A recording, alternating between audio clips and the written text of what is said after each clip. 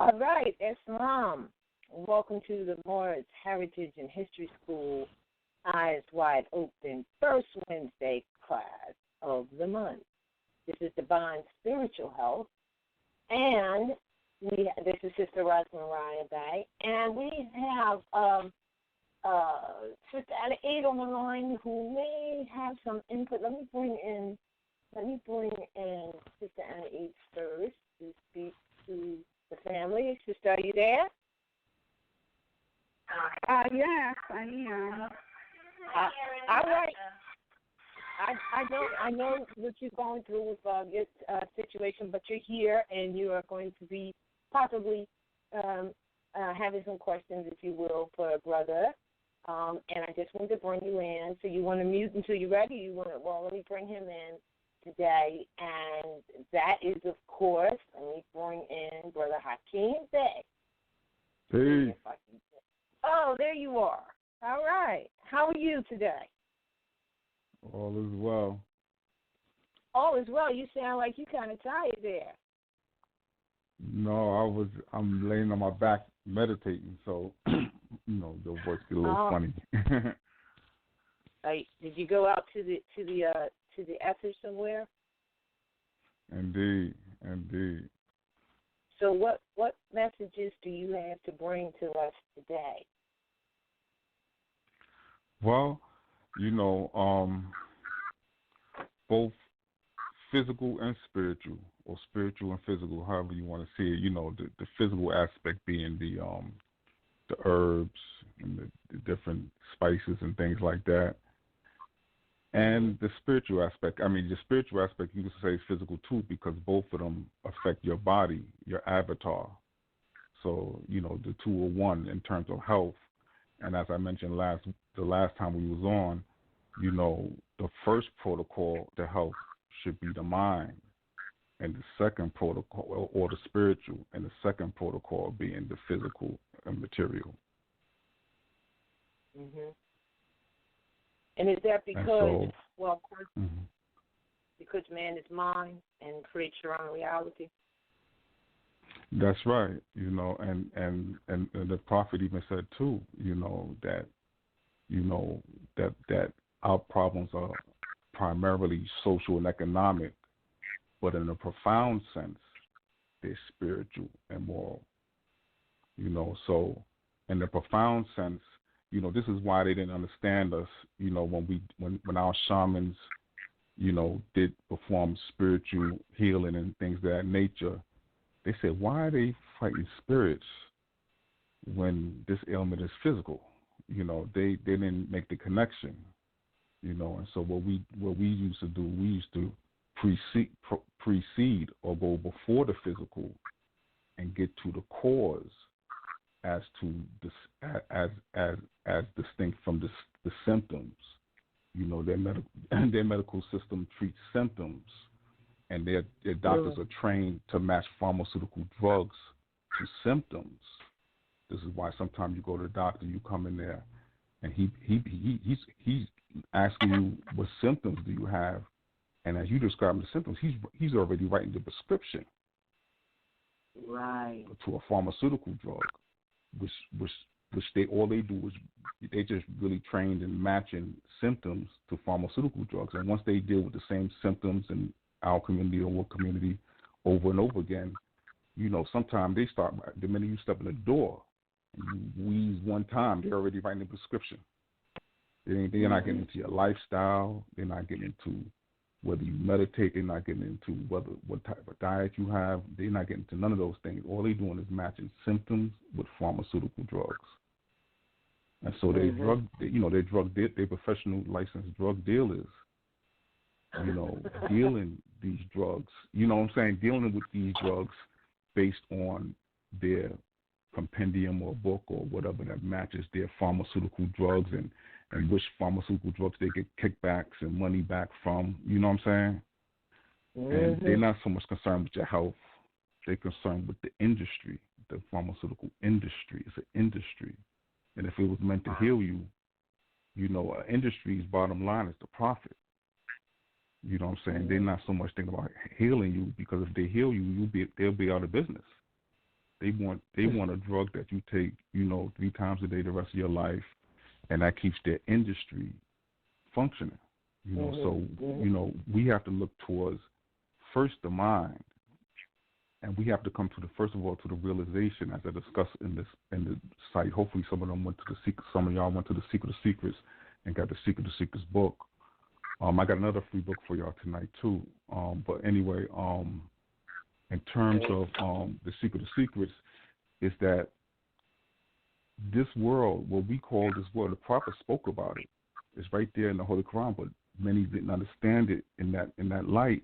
Is that in that first chapter, it speaks about going from the spiritual to the plane of soul to the physical plane, and then back up. Releasing the garb of flesh and going from the physical plane back up to the plane of soul, and then from there, spiritual. I mean, in a sense, it's not a movement, but it proceeds in a certain way. And so, what we call this reality, what we call this physical manifest reality, was constructed by us on the plane of soul. And what we did was create a simulation. This world that we in now, that we call the real world, the reality, this is really a simulation. The Matrix movie, so on and so forth, touched on it, but there's some things in it where they're off. But the reality of this thing is that we created this realm from the plane of soul. The natural question to a person would be, why did we create this world from the plane of soul? Remember, the plane of soul is where the essence of all things is. It's not physical. It's not tangible like we would say here. It's more like a dreamlike state. All right, plane of soul. And then from there, further crystallized or came about the plane of things made manifest, the physical plane. This physical plane, so from the plane of soul, descended or distilled this plane, this physical plane. And this physical plane wasn't no coincidence. We created this. We designed this. This was based on a technology, a biological technology. That's why when they go looking for, computer parts, they don't find it, because our technology, we utilize biology. So in a sense, it was camouflaged by biology. At the same time, it was exemplified by biology. And so they wouldn't, if they're looking for artificial parts, they're not going to find that. You see what I'm saying? Because it was one in whole with the biology. So we created this plane of soul. We created this physical plane, like I said in the Bible, to learn the knowledge of good and evil. Why would we create a physical plane? Why would we create a world, a simulation, to learn the knowledge of good and evil? And again, I mentioned it's the same thing like air pilot school. You go to air pilot school, they're not going to put you in a multi-million-dollar plane so you could just get up there and crash it right off the bat and kill yourself and destroy $1 million of property. They're going to put you on a flight simulator or a simulation. All right, and so the reason why we decided to put ourselves through the learning, the training of knowledge of good and evil through assimilation is for the similar reason. We didn't want to introduce evil as such on the plane of soul. So we said, why muddy up the plane of soul with evil when we could create a simulation and go through that simulation and learn it, and therefore not muddy up and mess up the plane of soul. And so that's what we did. We created a simulation. This reality is that simulation that we created. And then we created avatars for ourselves. We created bodies, avatars. We went through many iterations and studies of different avatars to inhabit, prior to coming down. And all of them made us up. In other words, all those animals. That's why in the Quran of Mecca, Allah said, he told the angels to bow down to us and our avatar that we made for ourselves. And most of them complied. Some of them rebelled. And they said, why should we bow down to that which you made of the mud when we were made of and we are made of smokeless flame?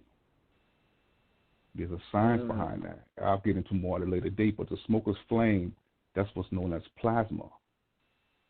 It's like flame, but it's smokeless. And this is also tied in with the stars, and this plasma is also tied in with those so-called orbs that people see, as UFOs, as and hauntings, so-called hauntings, and so on and so forth. These orbs, this plasma energy, these are the same beings, just on different levels. And so at first they didn't want to bow down to it, because when we made this simulation, we made them first. They're like system programs. They're like programs, just like in the Matrix, in the second Matrix, when the Oracle told Neo, they said, you got some programs that's scheduled for, they said these things that you call poltergeists and ghosts and spirits and things like that, these are programs scheduled for deletion, and they try to escape their fate via the Matrix. The same thing with these so-called angels and so on and so forth. These are system programs, just like in your computer, what they call Windows, the operating system, or Mac operating system, whatever. You have the operating system, and then it's really a program of programs. It's made up of different smaller programs. That's why when you start up your computer, it starts up these different types of programs. These programs are what became known as angels. And this is why they say the angels they hear and obey. But the ones rebelled became what's known in computer language as viruses. Just like in our computers. You see what I'm saying? They became viruses. In other words, they was configured like a program to do a certain thing. And just like a program, they're supposed to hear and obey and do it.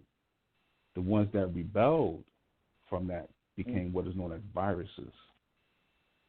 A virus is a program doing other than that which is programmed to do. Wow. And so with those spirits, and just like, they would be considered like contemptible spirits then. Exactly. They went astray, and like they say, misery love company. They try and pull many of us astray, or hide us, or deter us from the truth. And you got the heads of governments working for them. This is why they always tell you these stuff about they working with aliens and they made agreements with aliens. They talking about these same programs that we initially put in place, some of which rebelled and became viruses. We created this whole simulation. So now keep in mind, now going back to the first protocol being the mind, we created this on the plane of soul. The similarity is like us creating a video game and then us creating avatars or characters for ourselves in those video games, and then us coming down and inhabiting those characters and those avatars in the game. And we put a firewall there so that we wouldn't know who we were, so that we would play the game. The mechanism known in man is known as the serotonin mechanism. And it deals with serotonin secreted by the brain. It's what makes you believe that this is the real world. And you forget from whence you came. You think this is the only world. You think this is the only world, and you think this is the real world. We put that mechanism there in place so that you would play the game. If you knew this was a simulation, you wouldn't play the game right. And you see what I'm saying? So we put this mechanism there. What happens is that we, the gods, we always have been, but it was kept hidden from us. And that was the division between the illuminated ones and the non-illuminated ones. The ones who were illuminated that knew who we were said that it's not conducive that we all know who we are and our power within the simulation. Otherwise, we will use it for the wrong reasons. And this is why the so-called Illuminati or illuminated ones were set up.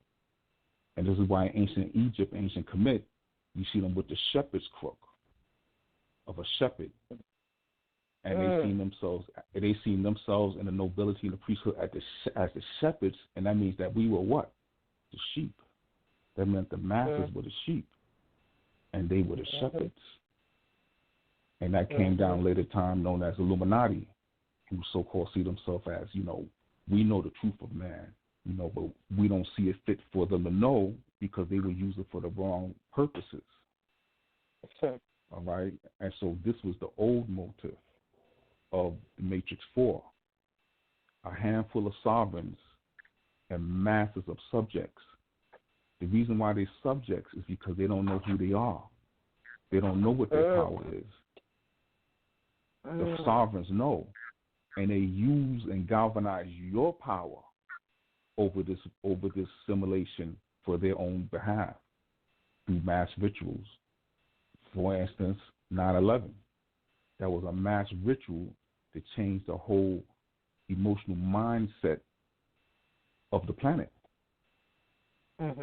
They galvanizing your power, your ability to change the reality by in other words, what they're doing is emotionally manipulating you to a certain state, and that state becomes a reality. You don't know that. You the cause. We the cause of it. And so this is the game that they play. So that was the old motive that ended December 21st, 2012 at 11:11 p.m. That was the old motive. A handful of sovereigns who know the truth of man and what man's power is, and masses of subjects who are subject to those sovereigns. And that's the old motive. The new motive that came into being December 21st, 2012 at 11:11 p.m. was the motive of all sovereigns and no subjects. Which means in the age to come, that's right, in this age to come, there's not going to be no more subjects. It's going to be all sovereigns. The reason why it's going to be all sovereigns is because those ones who are subject, because they didn't know, will know. Will know. And they will That's be sovereigns too. Whoa, That's right. It's all about your knowledge. All right. It's all about your knowledge. So yeah. Yeah, go ahead. No, go ahead. I'm going to say no, go ahead. What you want to say?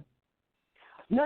I mean, that just blew my mind. I'm looking at the dates and everything, and so this is why people are going through, where you said it's now all sovereign. So the people who didn't know that, they're going through a process now of learning. Like you said, it's all about what you know. So this is where what the people, they have to gain knowledge, And then through this process, though, there's some who are fighting gaining that knowledge. Is that because they're not going to pass the test, if I could say, in that respect?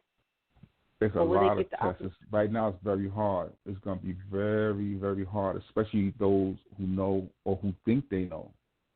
They will be tried. You will be tried based on what you know. I mean, you will be tried.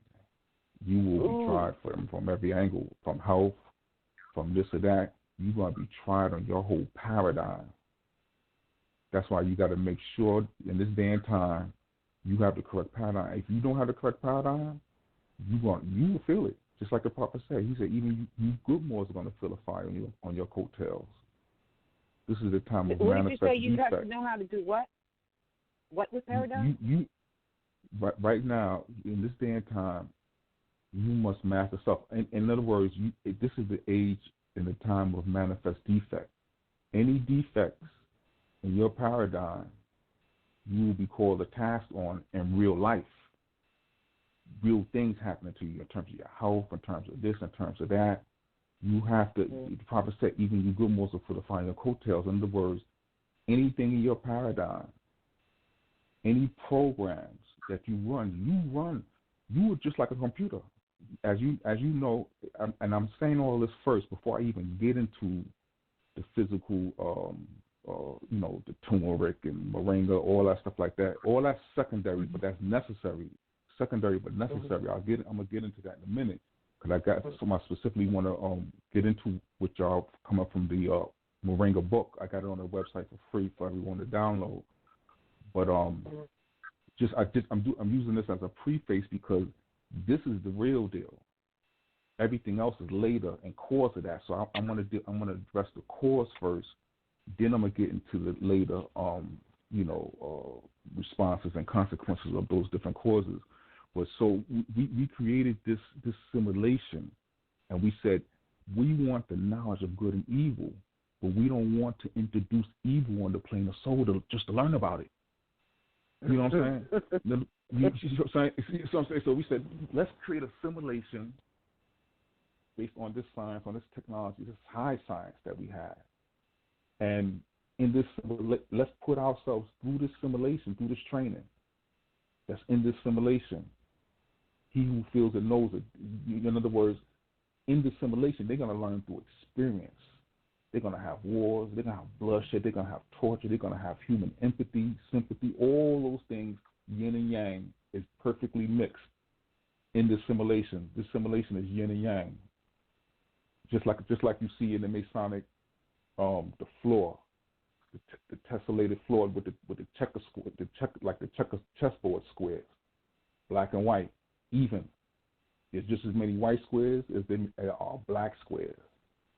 This is yin and yang. This simulation is knowledge of good and evil, yin and yang, duality. Through experience, not reading in the book or none of that stuff like that. In this simulation, we experience this duality. We learning it and we mastering it through experiencing it. All right? And that ties into a whole other thing that I'm gonna touch on later. But when I say experience it, that ties into what's known as the limbic system. Now, some of you may have heard of it. They don't teach you too much about it in the schools and so on and so forth. The limbic system. Remember I said last time, the limbic system of man is the seat of the higher self and the lower self. It's like a ladder, Jacob's ladder. I've seen the angels ascending and descending. At the top is the higher self. At the bottom is what's called the lower self. And we have to understand that. If we don't understand that in this day and time, the ancients said, man, know thyself. This is a part of you. The limbic system, not to know it, is not to know self. Because in reality, we are really just one big limbic system with arms, legs, arm, a leg, arm, a head. You know what I'm saying? But really, it's the CPU. It's the limbic system. You know what I'm saying? That's what we really are. We just big limbic systems. And if we understand that, that's what was taught to me this last vision quest. This was my graduation vision quest. I just recently graduated, but this was my graduation vision quest, where I was to become a master. Master of what? Master of self. Not master of any people out here or people. Master of self. Tell that. Master of self. You see what I'm saying? I'm not master of nothing else other than self. Wow. And I learned myself. I learned my limbic system. I learned how to utilize it, how to understand it, how to relate to it, everything about it through experience, through this vision quest, by separating myself from the sons of men and the society, let's say, of the sons of men for a period of time. You see what I'm saying? And be able to see these things, So suffice it to say that the first protocol of health is self and is mind, is using your mind to reprogram yourself. See, theoretically, we could do just about anything. I tell students, there's nothing that we cannot do. The only thing that limits us, that can limit us, is ourselves and the beliefs and the paradigms that we hold on to. All right? So, if you was born, let's say in a Christian household or whatever, you was told you was born in sin and, all this type of thing, then you thinking of yourself doesn't amount to much. And that being the case, you susceptible to anything.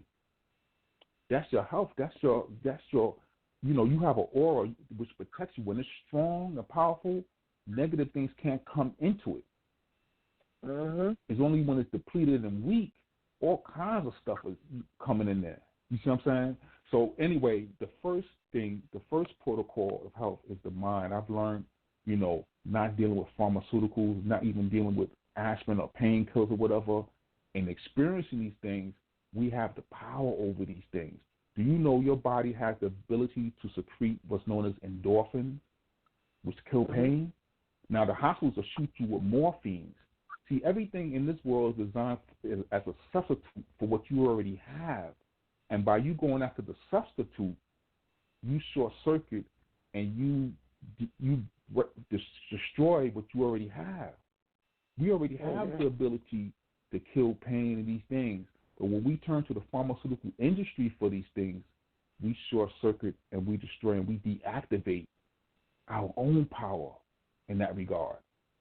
The same thing goes for money.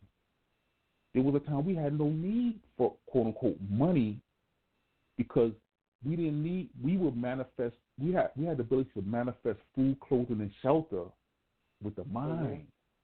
The minute we became dependent on money, we lost that power and we transferred it to money, and that's why money has power, and it's called currency. Because when it flows, it brings about a current because we assign to it power. We give it power. It said we worship the beast. We give it this power every day. Every day you go to the store and you buy food with that, it's like a form of worship. You recognizing this power over food, clothing, and shelter, the necessities of man. Every day is an act of worship with that. All of us.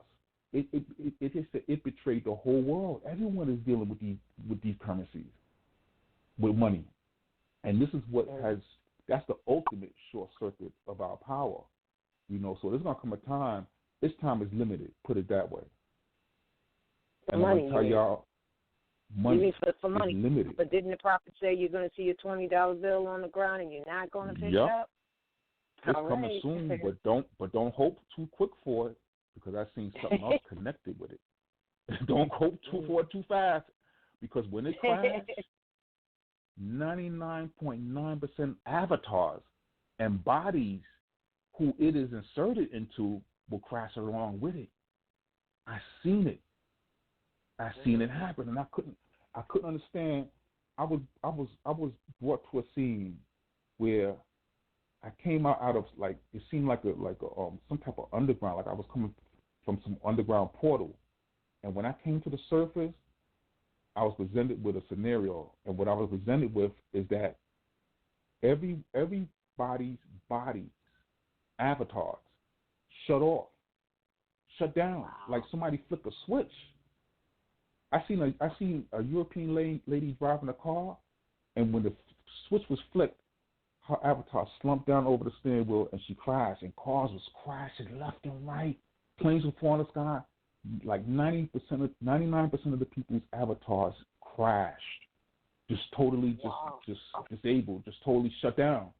And I couldn't understand. It was a handful of people around whose avatars, whose bodies didn't shut down, and it was a few that was alive. I was like rounding them up, and I was in my mind, I'm thinking like, why did 99% of the people's bodies avatars shut down, and why didn't theirs? These ones I'm seeing that's alive. And so I was like, the spirit was like moving me to do things like I wasn't like thinking about it. I wasn't saying to myself like, I'm gonna do this, I'm gonna do that. Stuff was just moving me to do things. And I made an announcement. All the stuff I didn't say I was gonna say these things. You know what I'm saying? It just happened. You know what I'm saying? And I said to the ones who was alive, I said, you must follow me. I said, there's gonna be chaos on the surface for a period of time. And I took them. My goal was to take them down the same portal I came out of. And so I rounded them up and I took them down. And like all these people on the surface just passed away. I mean, all at the same time, like somebody flipped a switch. And I couldn't figure out what was the distinguishing. I knew it was something inside of the ones that was alive and all the rest that passed away. I knew it was something different inside of them. But I didn't know what it was at the time that I was shown this. And so, well, you can tell us, but I want to know. I'm thinking those are the ones. I mean, based on what you're saying is that we're all in these avatars, and those who have not learned lessons and think, as you said earlier, that this is it, this is all there is. They weren't in the high enough vibration to be able to continue because they put their faith. Belief. There you go. Okay. There you go. That's the found. I mean, the manifestation, the full manifestation of it, I got later on, and it deals with money. and I didn't know this about money, and most will not know it. It came as a result of not having it. Through this vision quest, I was put through a lot to test that which I know, or that which I think I know, is to test it, right? So here, I had zero. I submitted to this vision quest, so it's really on me. It's nobody to blame.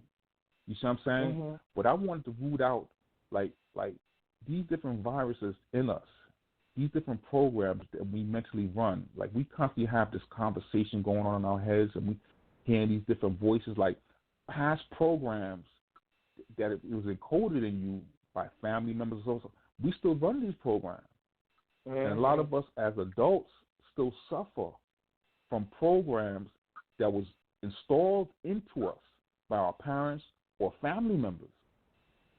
Many of us still suffer from these things. And so we have to learn, like on the computers, anybody who's on a PC computer, and you have this equivalent with the Mac as well, I believe, with using the Option key. But if you hold down on your keyboard on your computer, these three buttons, Control, Alt, Delete, that will bring up what is called the Program Manager or the Task Manager. Yeah. Now, you the same way. We the same way. It shows you all the programs. You might look at the bottom bar on your computer, whatever, and say, all right, I'm running Microsoft Word, I'm running this. That's just showing you the general upfront programs. But if you really want to know, one time my mother called me. She was having a problem with her computer. Her computer was acting erratic and sluggish, like the mouse was moving all erratic and sluggish and crazy and all stuff like that. I said, you know what it is? It's some program that's using up crazy memory on your computer. He said, but I could see that I only have this program open, that program open. She looked at the bottom of her computer and said, I only have these, like, 3 programs that are open. I said, that's just showing you what's up front. Let's see all the programs, including those that are running in the background. I said, hold down Control, Alt, and Delete, and let the Program Manager pop up, and this will show you all the programs. Then we're going to take that box that pops up, that program or Task Manager, and we're going to sort those programs under memory by size. In other words, press the thing that says memory, and it's going to sort it by size with the programs using the most memory at the top and the programs using the least at the bottom. So she did that, and I said, read me the name, the image name of the program that you see at the top. And she read it to me. She said, I've never seen it. I said, that's the program that's eating up all your memory. I said, let's stop that. I told her, right mouse click it and hit end process tree. I said, hit end process tree. She hit it, and then her mouse, everything started functioning and working regular. We are the same way. We have all these programs running in us in the background. Most of us don't even know. We just know those basic programs we see on the bottom. That's all we know. We don't know all the stuff we run in the background. This program, for instance, like one time a young woman, when she was a little girl, whatever, she was overweight or whatever, and one time one of her aunts said to her, joking around, or said something to the effect of, like, you always, no matter what, you always going to be a fat heifer, or something to that effect, or whatever, like jokingly or whatever. But it was like a program for that child that she always repeat. And then later on in life, she's trying all these different diet programs, and none of the stuff is working. It's because she's running that program in the background. And the background of her mind, every program she tried, she hear that same aunt's voice saying that same thing, and she feels that she will always be a heifer. That no matter what she tries, it will never work. And because of that, it doesn't. In other words, you have full control inside of this inside of this simulation. First, you have control of yourself. The first deal of programming comes with reprogramming self. Once you reprogram self, there's little else that you have to reprogram outside of self. Everything else you will have. Whatever you say, it's in the Quran Mecca. Say be, and so shall it be. We only restrict ourselves. I could go on the roof right now of this building and jump from this building into another state if I wanted to. The only thing that's stopping me is me. and my own doubt and disbelief programs. That's the crazy thing. So what what they did in this world is made you give up all your power outside of yourself, like I said, to money, to this, to that, right? And then now they got you on the same level as them, and they could do whatever. Get you all out of your vibration. You know what I'm saying? Get you all out of your vibration. Get you out of control. I have a saying. In Akalia, the science which the divine taught me as we learn these physical class, in Akalia, we say, Akalia is mind control. Is you controlling your own mind. Not me. It's me controlling my mind. It's not me controlling anyone else outside of myself. Ain't nothing wrong with mind control. You controlling your own mind. The problem comes when you try and control someone else's mind. That's where the problem comes in. All right? So now, I have a saying, if you don't control your own mind, someone else is. Not controlling it. Maybe someone might be or whatever. You know what I'm saying? Listen carefully to what I'm saying in this day and time. Because many of the techniques, when you go to the Secret of Secrets.info website, you will see that many of the techniques I use is many of the techniques that the government and the military use in their mind control programs. These are techniques that were founded by our ancestors, but it was used to teach you how to control your own mind. All right? And so that's the first thing I just want to say is that learn the knowledge of self. Yes. Right. So with that, I just have to interject. What's coming to my mind is when you're saying, it's about controlling your own mind, and it's mine. But the problem comes when people try to control other people's minds, and in that also goes the saying, do not judge, lest you be judged. Exactly. Right? Live and let live. Exactly. Because if the saying is know thyself, then each individual person is supposed to know themselves, and you're supposed to construct in your life that which is most conducive to your spiritual evolution. That's why I said there's going to come a time where there's going to be as many religions as there are people, because each person is going to construct a way of life that's most conducive to their spiritual evolution. And I'm not supposed to try to force my means of spiritual evolution on the next person. This ain't no one-size-fits-all type of thing. You see what I'm saying? I might share aspects of my way of life or whatever, and the person is free to pick and choose that which they feel is best for themselves. So there's going to come a time, there's not going to be 3 major religions and all the crazy stuff. Like, it's going to be, if there's 7 billion people on the planet, there's going to be 7 billion religions. 7 billion ways of life. Because it really means to tie yourself back. And it means to bind yourself back. Bind yourself, period. Right. To the divine. Your allegiance. Your allegiance. Relink to your divinity. Relink to your own divine evolution. You see what I'm saying? It's not for me to force it. Things are going to change big time, but that presupposes that you know who you are. And you live in a life most conducive to your evolution and to the expression of yourself. It presupposes that. That's why we cannot have the world that's to come. It can't come until everyone's a sovereign. So everyone knows. You can't. In the world to come, there's no subjects. No subjects are going to make it into the next. And so it can't come about. Everyone is sovereign, and there's no more subjects. If there's a subject, that means that person is ignorant. They don't know.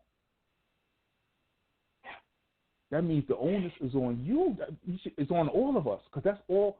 We are all really one. We are spread out. It's like a city, and you look at a city, you see all these separate buildings, right? When you go underground, they're all connected by underground tunnel. That's like us.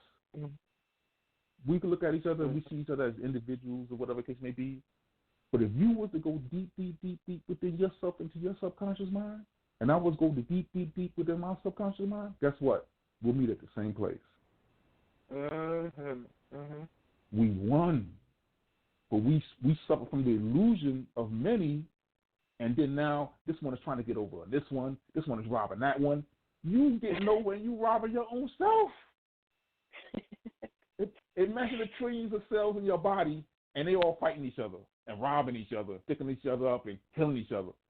You wouldn't be able to function as a body. Does that also speak to some people who are in different groups, associations, whatever, and wanting everybody to, wanting to control everybody, you know what I'm saying? Like, because that's the haven't old reached. world. Yeah, that's Matrix 4. That's the old world that died December 21st, 2012. It died. Let it rest. We at the end of the age of the nation state. The earth was broken up into all these nations and nationalities and all these flags and all this like that. All that's about to be done away with. We at the end of that. We should have did that back in the Prophet's time. When nationality was everything.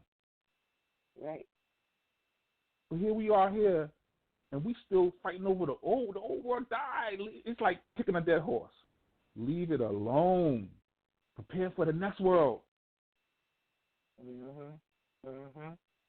But anyway, I had to give that part first because I want to mention some of the things from the book, taking any questions, whatever. And also I wanted to mention things from the book. I want to explain to people how to get a hold of the book for free. I especially put it on there for tonight. And so anyone, I wrote a book on Moringa because Moringa is, first let me ask if there's any questions before I proceed with that part there. Any questions on the previous part? Well, once we open up questions, well, not to the callers, no, because we'll open up questions to the callers after you finish your, I don't have any questions. I understand exactly what you're saying, and I'm relating it to our reality here. And I do want to say this because earlier you were saying about, in a profound sense, and you were talking about how the doctors look at the cures. And when you study the science, like astrology, it kind of is telling you that too, with the art of reflection with your own body, knowing your own body in terms of the symptoms versus, the problem, between the connection of the body parts, right, kidneys to Aries to Libra, astrology. kidneys. Yes. That's right. People got to realize astrology, you inherit astrology. What do I mean by that? Astrology is an inherited default program. What we call reality is really consensus reality. And what I was taught and what I was shown is that we literally inherit consensus reality from the previous generation. When you're born, you're already born with astrology as a default program. Every one of us is default. It's like when you go buy a new laptop at Best Buy and you bring that laptop home, you just got it from the store, it comes already with an operating system built in and already bundled with certain programs already pre-installed. That's like you as a child. The parent bringing the child home from delivering the child, and the new laptop is like the same. The child is born with certain things already pre-installed. Yeah. Astrology, this program known as astrology, is pre-installed. It's there. It's default. It's already there. It's just like if you don't change the configuration of it, you are subject to it. Now, if you're subject to astrology, if you're subject to astrology by default, are you a sovereign? A sovereign is what? A sovereign is what you call it? Subject to none. A sovereign is subject to none, which means think about it. Unless you consciously reconfigure the default program known as astrology in your life, you're subject to it. You're a subject. You're still a subject. Wow, now you just said a mouthful right there. It's the fault. It's called the fickle will of fate. It's called the fickle will of fate for just what you said. So that means you have to know it in order to overcome whatever those circumstances are. When you look at a map and you're in a building, and in order for you to plot a course, you have to know what? Your point of origin. If you don't know your astrology, you don't know your point of origin. You may change it later, Right. but you don't know your point of origin. How could you plot a course if you don't know where you're starting off at? Oh, love it, love it. I gotta ask you something now.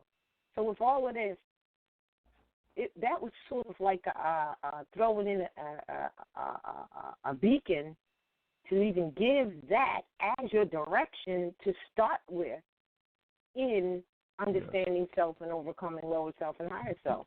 There's no doubt. There's absolutely no doubt about it. You can't get around it. And that's also why they didn't want you to go towards that. Called it even all that. What was the old name of planets?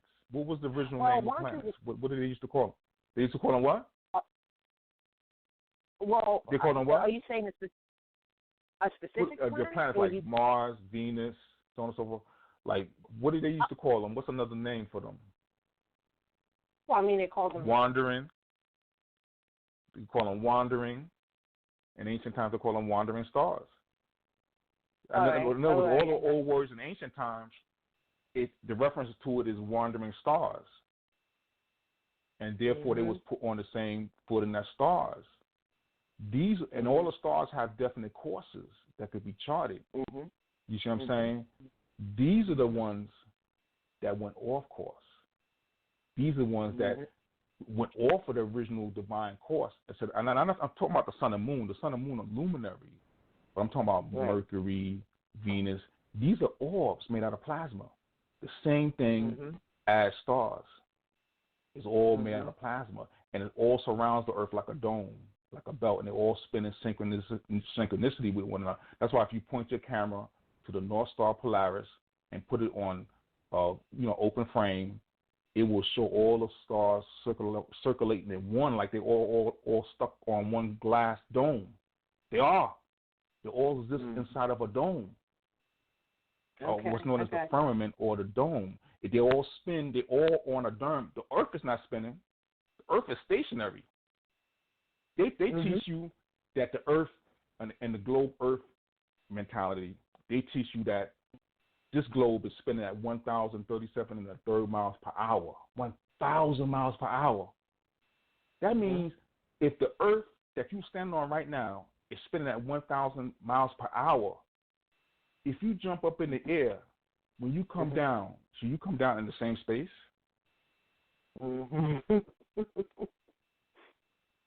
If a helicopter, if the Earth is spinning 1,000 miles per hour, and you get into a plane, and the plane is traveling at 500 miles per hour, if you travel in the direction that it's spinning at 1,000 miles per hour, will you ever reach your destination? Think about it. I mean, these are just common sense. We were so mind controlled that even common sense questions, we answer them the same way that we were taught to answer them, without using common sense. Right. If the Earth is spinning 1,000 miles per hour,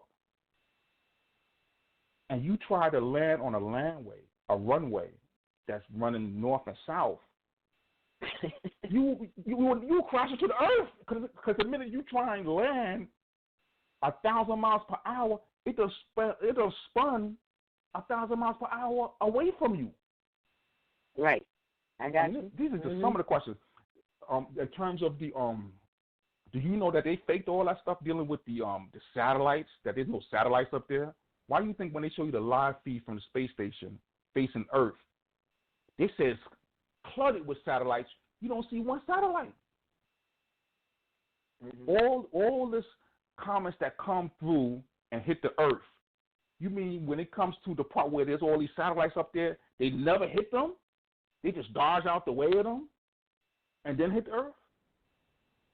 There's so many questions like this that we have to ask. It's just crazy stuff. If the Earth was a globe, how come when you look at the flight plans for planes in the northern hemisphere, they make sense. In the southern hemisphere, they don't make no sense. They're flying all out of the way to get to something that's right here. They flying all up into the north and then back down. All kind of crazy stuff. It's because what we call the South Pole really is like a circle, where the South Pole is the outer rim, and the North Pole is the dot in the middle. It's not a globe. It's not a ball. It's nothing. It's not a round ball like we've been taught. Because the first question you ask when you were a child, and you shown a globe, you say, "Well, what about these people on the bottom? How come they don't just fall off?" That's the first question you ask, right? That's the first time I seen a globe. That was the first thing I asked. Is like, these people are upside down. Why they not? Why not? You know what I'm saying? That don't make sense. Wouldn't that be gravity? That's what they teach us. They teach us gravity on the other side of the earth. It's not only holding people down, stuck to it, but it's holding buildings stuck to it, cities, oceans stuck to it, right? So if it had all that power, remember gravity is the weakest force. If it had all that power, the whole building stuck to it, yet on that same side of the earth, a butterfly could take off and flight, and they can't hold that butterfly down? It just don't make sense. All right. I got you. It just don't make sense. I mean, when you begin to really think logically about what we taught about the very earth that we walk on. One time, they asked a NASA agent who was a whistleblower. They said, "Did y'all lie about some things?" He said, "We didn't lie about some things. We lied about everything. The space stations are fake. The space stations are fake. All that stuff is fake. The space station, I have video footage showing water bubbles coming out the astronaut's helmet, which means they're really in a tank of water, simulating weightlessness and all this. Bubbles coming out their helmet. Is bubbles supposed to come out their helmet in space? It's all a game. We've been sold a lie. We don't know up from down, left from right. We just messed up. All those rockets that they sent up there. Yeah, there's no Hubble spacecraft. I just sent somebody a link to the thing. There's no Hubble spacecraft. The so-called Hubble spacecraft is being flown in a big 747 type plane, where the part where you enter the plane, that part is cut out, and they just have a telescope pointing up in the sky. That's where they get no shots from. And a lot of stuff has just been art. In other words, what we call the Hubble spacecraft, that they tell us like some space telescope way out there in outer space and all this crazy stuff like that. They're taking pictures right here. They're taking pictures right off a plane. They can't get beyond low Earth orbit. They tried one time with the space shuttle to go 500 miles out. Remember now, the Van Allen belts, that's the dome. And the Van Allen belts begin at 1,000 miles out. They couldn't even fly halfway there. They tried to go 500 miles to the Van Allen belts, and the particles were going through the astronauts' skulls. They were seeing inside their brain, in their skulls. These things was passing through their skulls. They said, bring them back down at 500,000 feet. So they talk about going to the moon. Huh? I had someone that, that is questionable about whether or not, they ever went to the moon. That's a good question. I read a book. There's no image of Earth. The moon. Huh? They're putting billions of dollars out there, satellites, all that stuff. Do you know there's not one real image of the Earth? Every picture that we've seen of the Earth has either been a composite or a CGI picture. There's no actual image of the Earth. You would think if they had a space... Think about that. If they had a Hubble spacecraft out there taking pictures, you would think all those millions and billions of dollars, they could just turn it towards Earth for 24 hours and take a 24... You know what I'm saying? You got cell phones that could do that. You mean NASA can't just turn it towards the Earth and just let us just see the Earth spinning for 24 hours? Come on, you know what I'm saying? So-called taxpayers are spending billions of dollars. Anyway, that's a whole nother thing, man. Well, I do have someone did pose a question though, or thought in reference to the distance as it relates to the Earth would cause, in terms of speed, outer space, the closer that you would be to it because of the distance, it wouldn't, whatever your, the math of the distance, speed, etc. But they have pictures. They have that famous picture of the so-called moonrise. Remember that famous picture called Moonrise, where they had the so-called astronauts on the moon taking a picture of the Earth rising on the moon circumference? It's a little ball. So if they could take that picture of the Earth, there's another recent picture of 2017 with a picture of the Earth, and you see the whole ball. So if they could take a still picture, you mean to tell me they can't take a video? And the still picture, you could tell that still picture is a fake picture. It's not an actual picture. But NASA's putting that forth as this is the Earth and this is the moon in front of the Earth. They got a picture of the moon and the Earth together, where you see the whole ball or both of them, and you could tell it's fake. And they saying that this is an actual picture. You mean to tell me out of all the time since the 60s up to now, over 30 years, I couldn't take one 24-hour shot? Come on. All right. I hear you. It just don't make no sense, man. We gotta question these things, man. We just take these. You know why we take these things for granted? Because everybody believes it. Everybody's caught in it, so it's like, nobody want to be the oddball or so-called crazy one or whatever. So what you mean? The Earth is flat. There's no curvature. People are like, what? They've been shown globes all their life. Movies, everything. Even I have some pictures of a ball Earth that I'm trying to get rid of one by one. But anyway, that's another thing. But when we do the question of if somebody have a question on that, I'll return to that. I did want to touch on the All Things Moringa book and tell people how they can get it too for free. All right. Should I get into it now? All right. Sure, you can. First of all, if you want to follow along with some of the quotes I'm gonna read from here, this is the All Things Moringa book, written by myself. It's found at the wholeearthbotanics.com website. If you scroll down to the bottom, you're gonna see a thing that says free book. Big as could be, with a big orange button. You just put your email and stuff in there, and then you're gonna get the email of the book. All right, so okay. You see it there?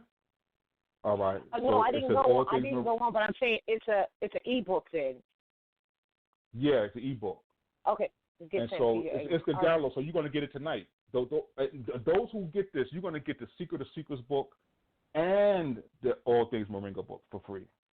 I made it so if the word will look a little funny, but you got both links there. When in your email, you're going to receive an email. Make sure you put in the right email. You're going to receive an email that has both links: the All Things Moringa book and the Secret of Secrets book. All right. So you got the mind and you got the body. You got both of them there. All right. So the Secret of Secrets book gets into what I just talked about, and the Moringa book gets into what I'm about to talk about. Just more or less touch on.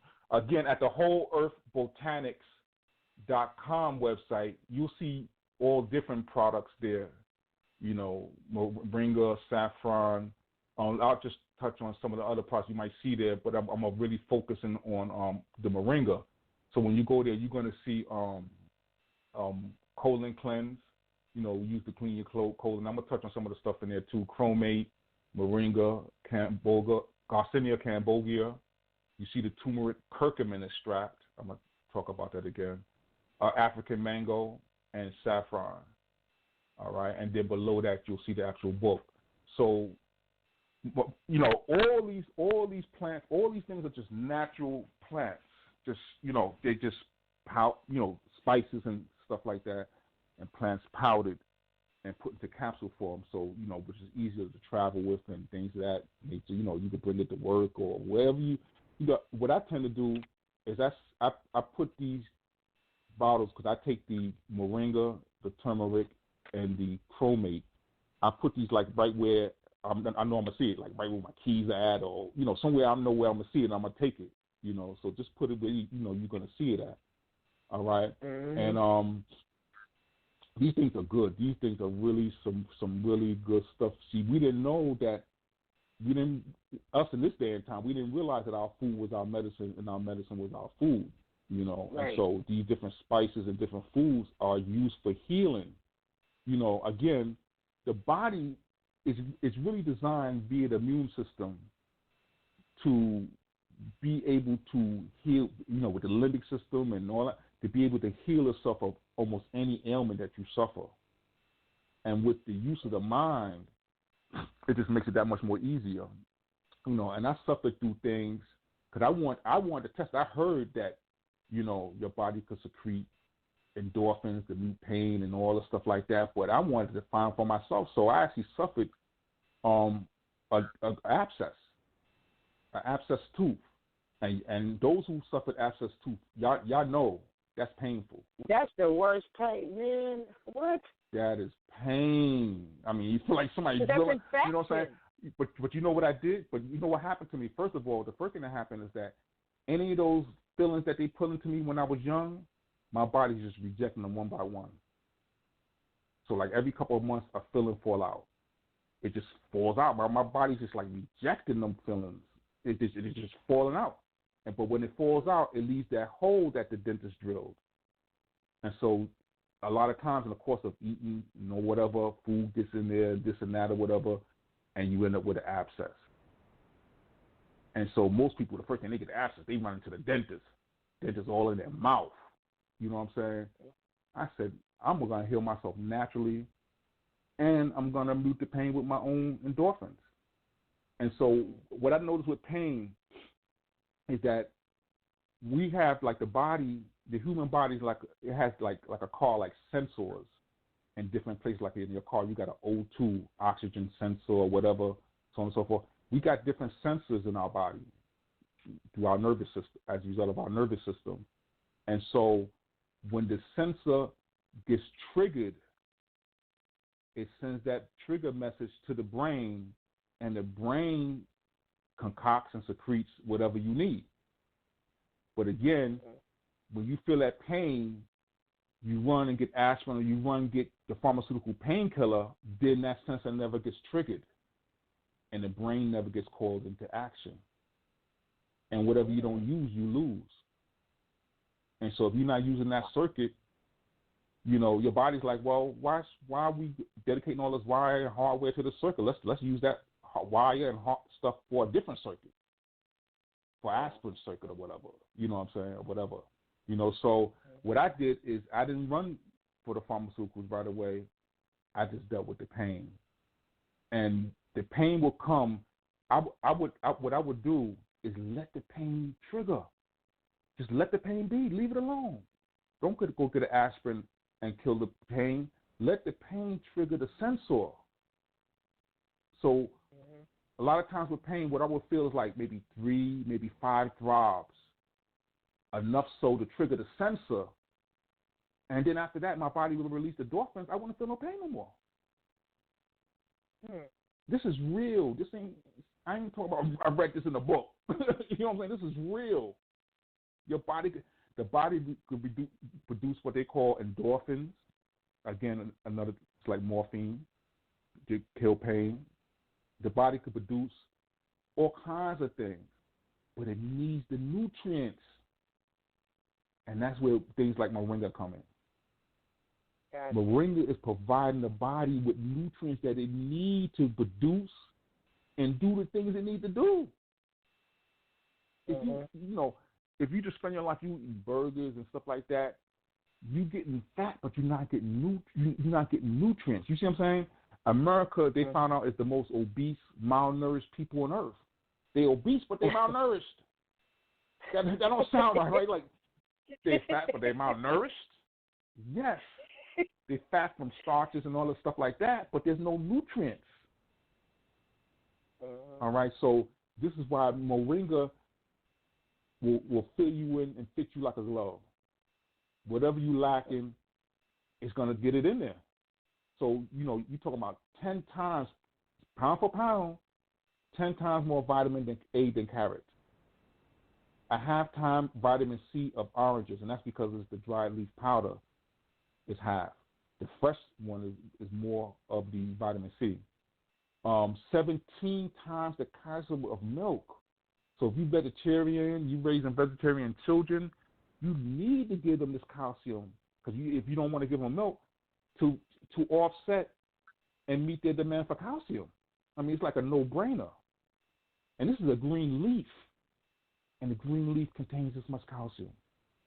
That's why they say it's one of the most nutritious plants ever known. I'll read you some of the quotes. 15 times the potassium of bananas. So if you take moringa every day, you miss your quota of bananas, you don't have the right potassium, Lacking any of these will make you sick. All right? 25 times the iron of spinach. So all you that need iron out there, women who have heavy menstrual cramps and this and that, there's no limit amount of this you could take. You could take 6 tablespoons of this a day, moringa a day. Because the World Health Organization and these health organizations, they feed children 6 tablespoons a day. So you mean to tell me them little capsules are going to be toxic? It's not. Moringa is not toxic. Believe me. You have to eat near your body weight for it to be toxic. It probably won't even be toxic then. All right? And it contains 9 times the protein of yogurt. That means pound for pound. I don't care if you're talking about beef. A lot of these bodybuilders take whey. This has 4 times the amount of protein than beef. If you took a pound of moringa and a pound of beef, the moringa will have 4 times more protein than beef. We shouldn't be eating beef anyway. So those of you who are into bodybuilding and things of that nature, moringa. The first thing I experienced when I started taking moringa is I felt a feeling of well-being. I felt a feeling of contentment, like my body didn't lack anything, like everything was filled in. You know what I'm saying? It's hard to explain, but that's the feeling I got after taking it for 3 weeks. I felt filled in, and I understand that was the nutrients that my body needed being filled in. And so it leads to a general feeling of being filled in. And so I just put that chart there for people to see, how power-packed this green leaf. This is a tree. That's why I call it the original tree, the story of the amazing tree of life. Because it's like the tree of life in the book of Revelations. There's 12 species. Remember it said in the book of Revelation, they said in the New Jerusalem there was a tree of life, and it bear 12 manner of fruit. Well, there's 12 species of moringa bearing 12 manner of fruit. All right? Wow. So that's where that comes from. Most of us didn't know Andrew Young. Huh? What's that? There's 12 species. There's 12 species of moringa, or those 12 things are in the moringa? No, there's 12 species of moringa. The one that we carry, the one that's most popular, one of most people take is Moringa oleifera. That's the capsules that we have. That's is a Moringa oleifera. But there's other moringas, and they good too. They just as good. 9 of the 12 species of moringa is located in Africa and nowhere else. So 12 species. The moringa. Now I'm gonna scroll down because what was interesting. I'm gonna scroll down. I have a map here. I thought this was interesting. This is to show you just how the divine works.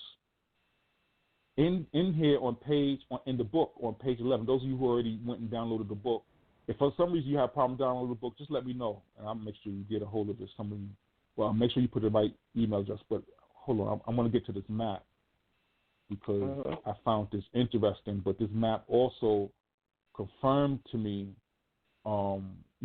just how the divine works. All right, it's on page 14. I have 2 maps. The top map shows, and marked in red, all the regions of the world where malnutrition and hunger, starvation, all that stuff is an issue, marked in red. If you look below, is an area of the world marked in green where moringa grows wild. You can see that the 2 maps match exactly. That means all these people in the so-called third world Africa, Latin America, India, China, who's suffering from these things, and this stuff is growing right there. The moringa is growing wild in those same areas, which shows you how the divine works. Wherever there's a disease, the divine puts in the same environment right nearby the cure for it. That's the way it works. You see these 2 maps match exactly where they starving at. There's moringa growing wild. You could live off of moringa with no other food or water source. You could just live, with no other food, just moringa. So it just shows you how the divine works. The 2 match exactly. All right? And so that also shows you that the fact that these populations don't know about the moringa right now is the result of colonialism and neocolonialism. Before that, they do.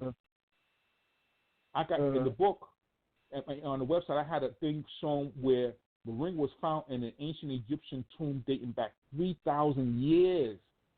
They found 2 quarts of moringa oil. It was buried with the nobles and it was like a treasure. We knew its value. They say the ancient Kushite warriors, they said they sent moringa to the front lines of the battle to give the men strength and stamina to fight the enemy. We knew it then, but as a result of colonialism and we chasing after European ways and all this stuff like this, we lost the knowledge of our own pharmaceutical Rite Aid right in our backyard. I used to tell my children, I used to bring them in the woods. I told them, I said, you see this? I said, that's our Rite Aid. I'm pointing to the woods. I said, that's our Rite Aid.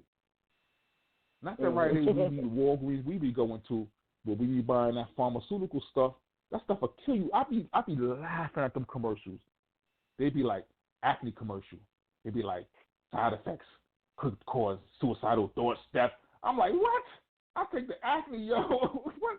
They're talking about all this crazy side effects, suicidal thoughts and crazy. I'm like, shoot, the sickness is better than the side effects of the pharmaceuticals. Crazy. I'd be they serious? I'd be like, after that, people seriously go out and buy that? After they done said all that? I'd be like, oh man, this again, mind control. But all right, so here I'm just gonna read a couple of quotes and I'll take whatever questions because oh wow, shoot, I got very little time. But let me just read a couple of things. This is Andrew Young because I was supposed to leave at 6. It's like I got 6 minutes. Moringa. This is from Andrew Young, the former Atlanta mayor. People don't know he knew about moringa. You know, they say Andrew Young or whatever. They don't know. This is his quote. He grew a moringa orchard. He planted a moringa orchard in Atlanta. People don't even know that. He said, quote, moringa shows great promise as a tool to help overcome some of the most severe problems in the developed world. Malnutrition. So that tells you right there, it's packed with the nutrition. Deforestation, impure water, and poverty. I'm going to tell you about that. The tree does best in the dry regions where the problems are worse. These trees, they're survivors. Where you given a drought situation, other trees and plants die, this plant will be not only alive, it'll thrive. It sends a taproot deep into the earth. It's going to find moisture. It's going to find water. All right? Yeah. Now, he mentioned here impure water. Why? I tell you, this is a plant, a tree of life. You can live off of moringa and water indefinitely. And the seed kernels of the moringa plant purify water. Inside here, if you go to the page, I cram-pack this thing with all kinds of studies and all kinds of things. But if you go to this page here, page 25, again, all you need is your moringa, your seed. It's one moringa seed will purify 1 liter of water. 1 seed to 1 liter. So here you see this dirty groundwater, whatever it is or whatever, and they put the moringa seed in there and they flocculated it and strained it, and it came out crystal clear. And this was used by our ancestors to purify water, and is used current day, I mentioned here, by a Latin American nation. They use it as their water purification plant. They use moringa. Wow. I'll show you how powerful this plant is. This plant is no type of joke. Also talk about how, and you could take this right from the capsules. You could make a spray out of it. You know, you put it into those little spray bottles, drop a couple, like a half a dozen capsules in there, mix it with water, and you spray your plants. And it's a plant growth fertilizer. Here you see 2 plants, sorghum, 1 sprayed with moringa, 1 not. And here you see also with the sugarcane roots, you see 1 sprayed with moringa and 1 not. All right, so They're using that for that. It contains a hormone called zeatin. It's like a plant hormone, and it makes your plants grow 30% bigger and stronger. All right. I also put in here. I'm just gonna go down the line here. I'm just gonna run through the book real quick and just tell you how it's laid out. Next, I have this next page on page 6 shows the vitamin and mineral content of moringa.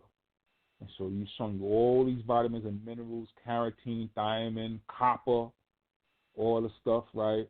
And the next page shows you the amino acid or protein content of moringa.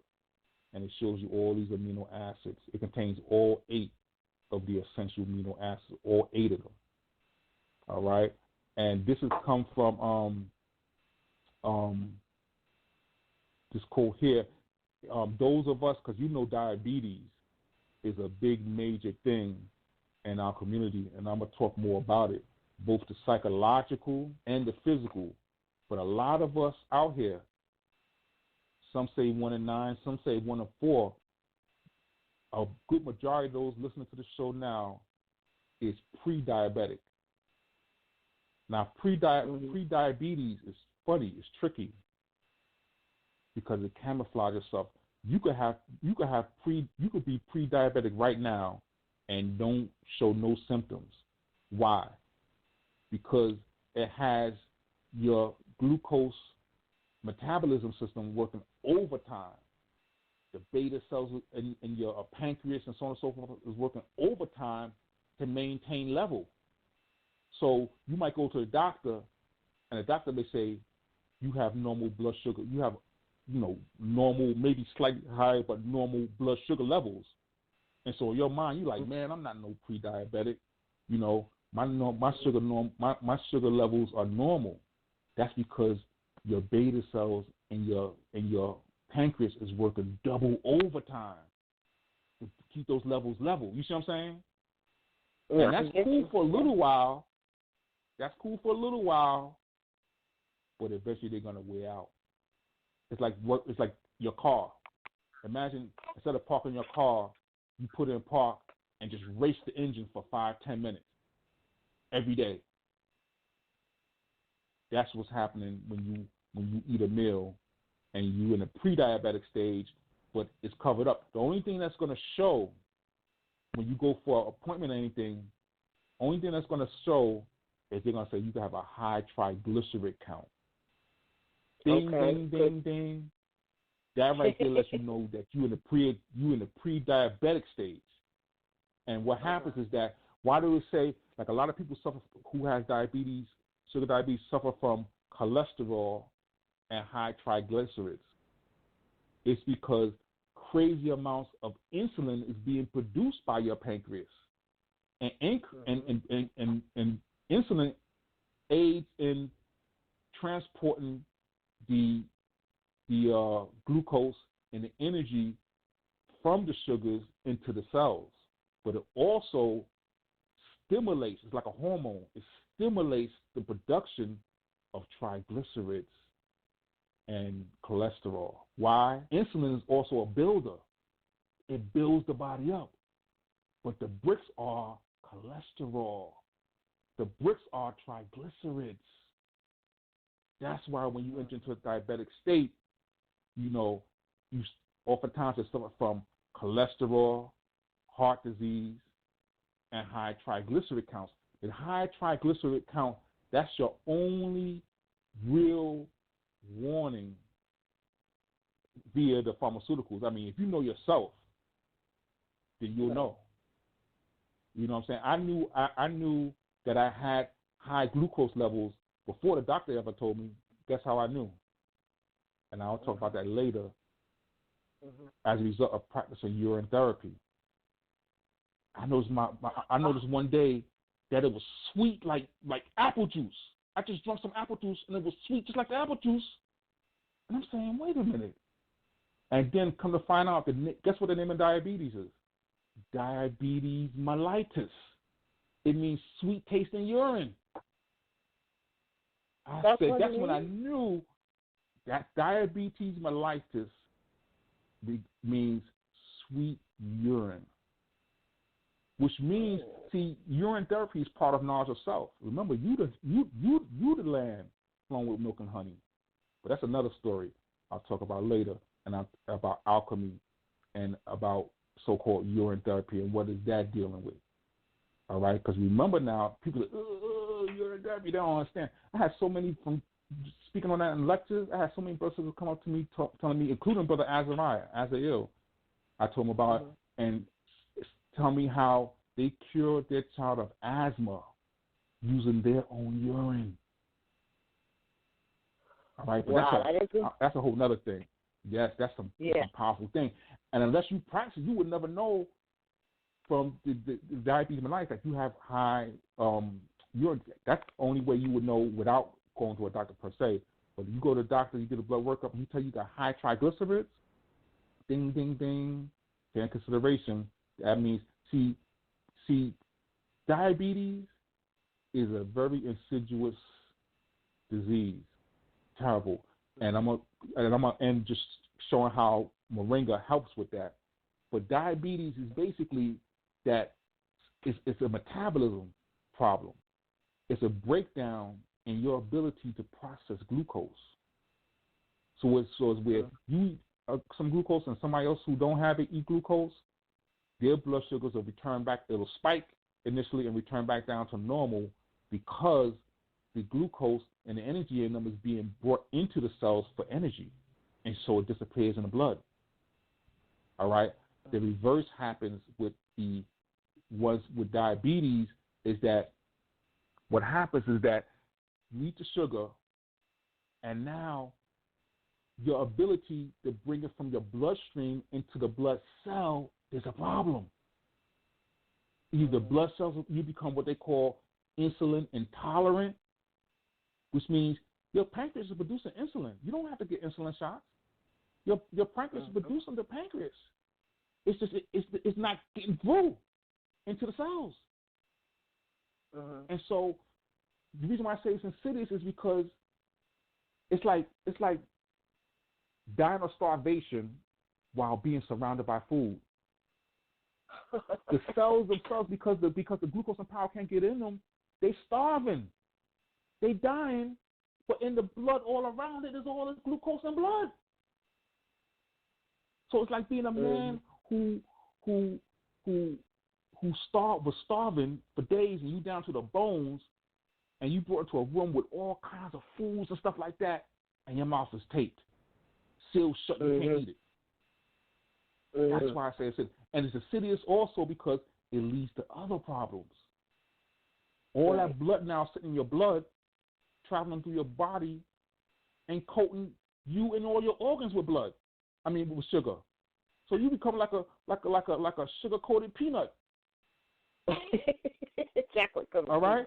And those organs, they don't function properly. You see what I'm saying? This moringa, I'm going to read to you. This was a doctor from the Philippines. In the Philippines, I always flew out with the Philippines and asked them that. But in the Philippines, it's called malunggay, which means mother's friend. And the reason why they call it malunggay or mother's friend is because I highly encourage, mothers, after you give birth, load up on that moringa. You will be renourishing yourself and nourishing that child through the breast milk. Don't take moringa while you're pregnant. While pregnant. But not while pregnant. Do not take moringa while pregnant because it has abortive abilities to cause you to abort the fetus. So do not take that during pregnancy. But before pregnancy and after, load up. Load up. Give it to, take it for yourself. Give it to the child through the breast milk. Give it to the child in his cereal and his oatmeal. Make that child diesel. All right? So let me read to this. I want to read you this part here. This is from the John Hopkins School of Medicine. See, this ain't no rinky-dink type of thing. Believe it or not, moringa is one of the most studied plants in the world. Yet, so many in the community don't know about it. In the John Hopkins School of Medicine report, he says, quote, all parts of the moringa tree are edible and have long been consumed by humans. It ain't nothing new. It's new to us now because of, again, colonialism and neocolonialism. All right? Mm-hmm. He also said, and remember, Dr. Sebi used to swear by this. Moringa. You know, Dr. Sebi, he hard on all kind of plants. You know what I'm saying? So to have Dr. Sebi swear by one of these plants, you know it must be hot. He says here, Noel Wittmeyer, U.S. National Academy of Sciences of the U.S. National Academy of Science says, although few people have ever heard of it today, moringa could soon become one of the world's most valuable plants, at least in humanitarian terms. All right. It's just incredible. Let me read you all this. I'm trying to find. Oh, here you go. Yeah, this one I want to read. It says here, quote, the supervisor of the primary health department at a hospital said, quote, we have always had problems with the classical approach to treating malnourished children. This was based on industrial products of whole milk, powder. You know, this is what they usually give starving children, vegetable oil and sugar. All these things are expensive. When you tell a parent to go out and buy them, this can truly be costly for them. A nurse in charge of pediatrics at a hospital keeps dried leaf powder, moringa powder, just like the ones that come in the capsules, on hand to give out to mothers of malnourished children. This is at a hospital. All right? It says an administrator at another general hospital is a diabetic. He says, quote, I have for the past 3 years been controlling my blood sugar by periodically drinking a tea made from moringa leaves. This is the administrator of the hospital. He decided to plant 1,000 moringa trees around the hospital complex. It was so powerful that the administrator decided to plant 1,000 moringa trees around their hospital complex. And says, quote, this way we will always have a ready supply of leaves to treat the cases of malnutrition that we receive. All right, so it's very, very powerful. Next page, I got the Johns Hopkins School of Research Medicine on moringa and the different things that they say. And they say that moringa is antifungal, antiviral, anti-cancer, and anti-inflammatory. This is Johns Hopkins. All right, this ain't some ranky dink. You know, this is Johns Hopkins School of Medicine saying this in the research paper. All right. I got this book up there for free, so you know, grab it now, y'all. It's free of charge. That's up there, and this is also produced by the report done by Jed W. Fahy of the Johns Hopkins School of Medicine. It says the nutritional properties of moringa are now so well known that there seems to be little doubt of the substantial health benefit to be realized by consumption of moringa leaf in situations where starvation is imminent. And this is Johns Hopkins. Again, so they talk. I talk about other stuff. I talk about rhamnose and the different phytochemicals produced by the sun, the interaction of the plant with the sun, and it's getting those phytochemicals. When those things go into your body, that's life. That's living life. All right? Body loves that. Antibacterial, antifungal I talk about on page 11. Cancer I talk about in the treatment of cancer, malnutrition, disease. And I even show how if you lack certain nutrients, you may have these symptoms, you need to take the moringa. If you lack vitamin A, it could produce blindness, maternal mortality, pregnancy and lactation, production problems, and weak immunity and inability to fight infections. So if you suffer from any of those, you need some vitamin A containing moringa 10 times more than carrots. All right, vitamin C. Your body needs vitamin C to function properly. If you lack in that, it could produce scurvy. Scurvy leads to formation of spots on the skin, spongy gums, bleeding from the mucous membranes. The spots are most abundant on the thighs and legs of a person with the ailment and looks pale and feels depressed and is partially immobilized. All right? High blood pressure, lack of vitamin C, weakness and lassitude, lack of vitamin C, swollen gums, and nosebleeds. If you get speaking of nosebleeds and the gums are swollen or whatever, you need that vitamin C. Iron. If you lack it, you suffer from anemia, fatigue, irritability. If you feel that irritable feeling, you just lacking certain nutrients. You just lacking iron. Weakness, shortness of breath. You find yourself constantly getting shortness of breath. You need iron because iron transports the oxygen. Dizziness, pale skin color, sore tongue. Your tongue is sore. Brittle nails. They just crack off or whatever. Decreased appetite, especially in children, and headache. You need some iron. All right, moringa has all these that I just read you out in abundance. All right, so but just by taking moringa on a regular basis, you fill in these gaps, and you don't suffer from these. Anemia, calcium. If you lack of calcium, anemia. The body doesn't produce the calcium that it needs, enough calcium that it needs. You have to get it from another source.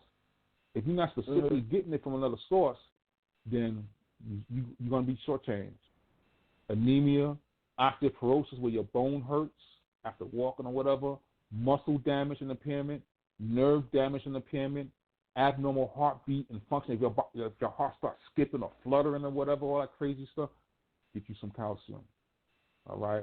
Get you some moringa and take it on a regular. Protein, amino acids. If you lack protein and amino acids, a lot of vegetarians, you could suffer from edema, a collection of fluid underneath your skin, which most commonly affects the legs, feet, and ankles, but can occur anywhere in the body. Weight loss, thinning or brittle hair, or hair loss. People talk about hair's falling out, my hair is brittle. You need some protein. Real protein, not garbage, but you need the real deal. Ridges or deep lines in the fingers and toenails, those lines and stuff. Skin becomes very tight, burns easily in the sun. You need some protein.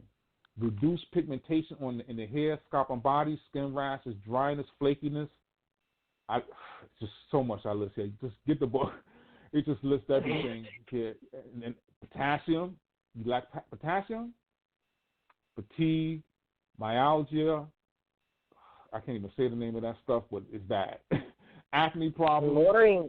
Skin-related problems. It's blistering, skin, eruptions, all that stuff. All right, that's why it's just moringa is a good all around. Because, like I said, when I first started taking moringa first 2 weeks, I just feel the feeling of completeness.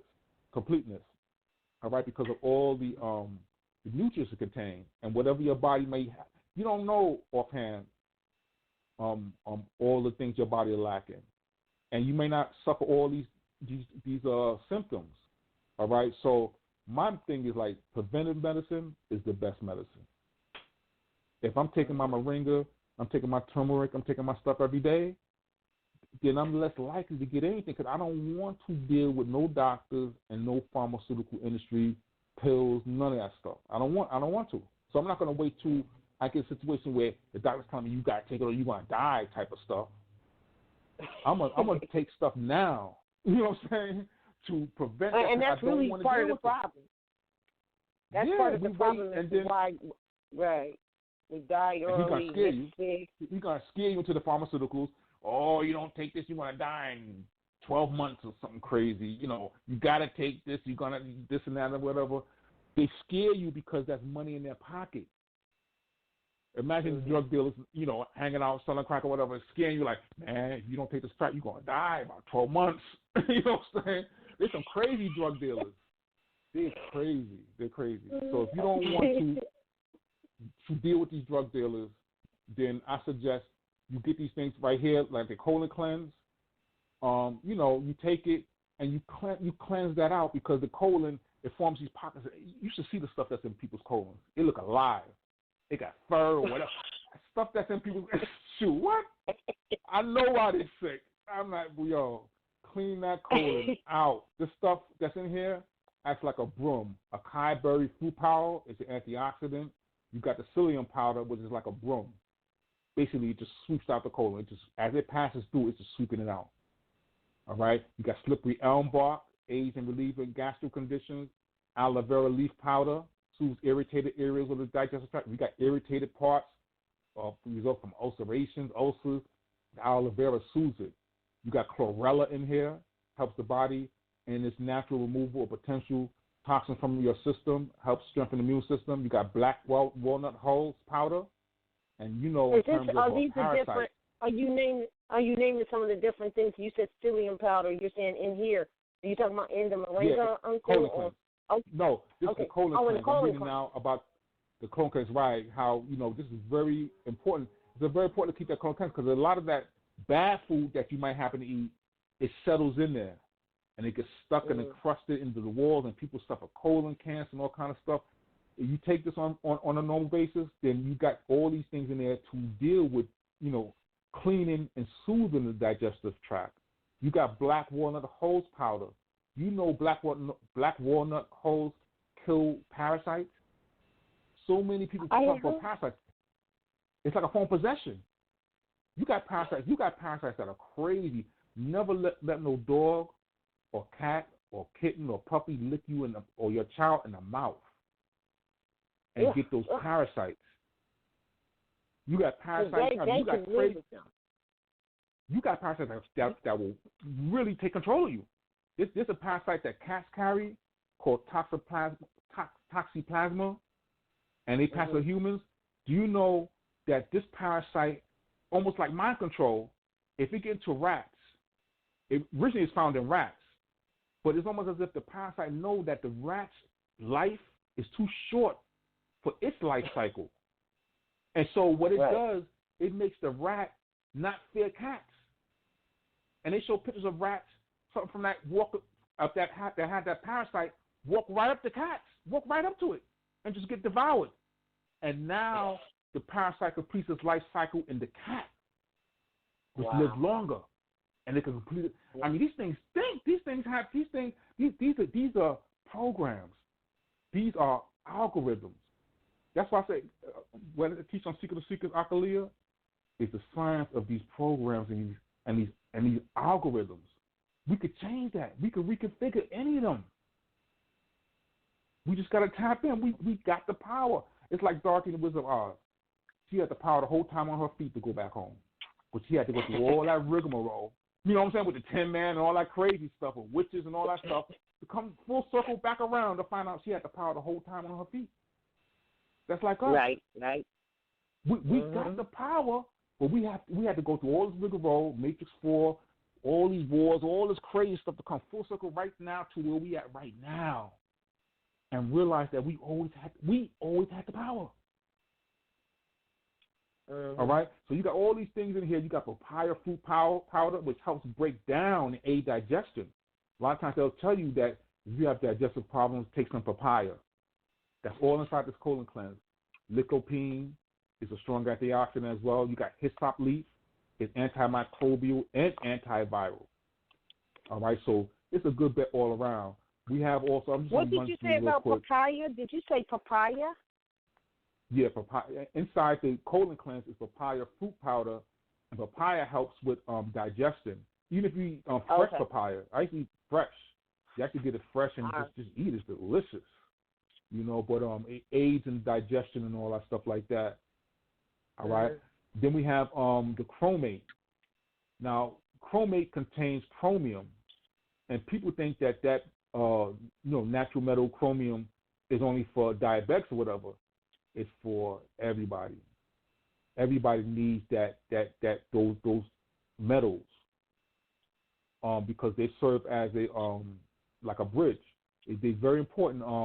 This chromate here helps the body know. Like if people suffer from diabetes, they better be taking some chromium.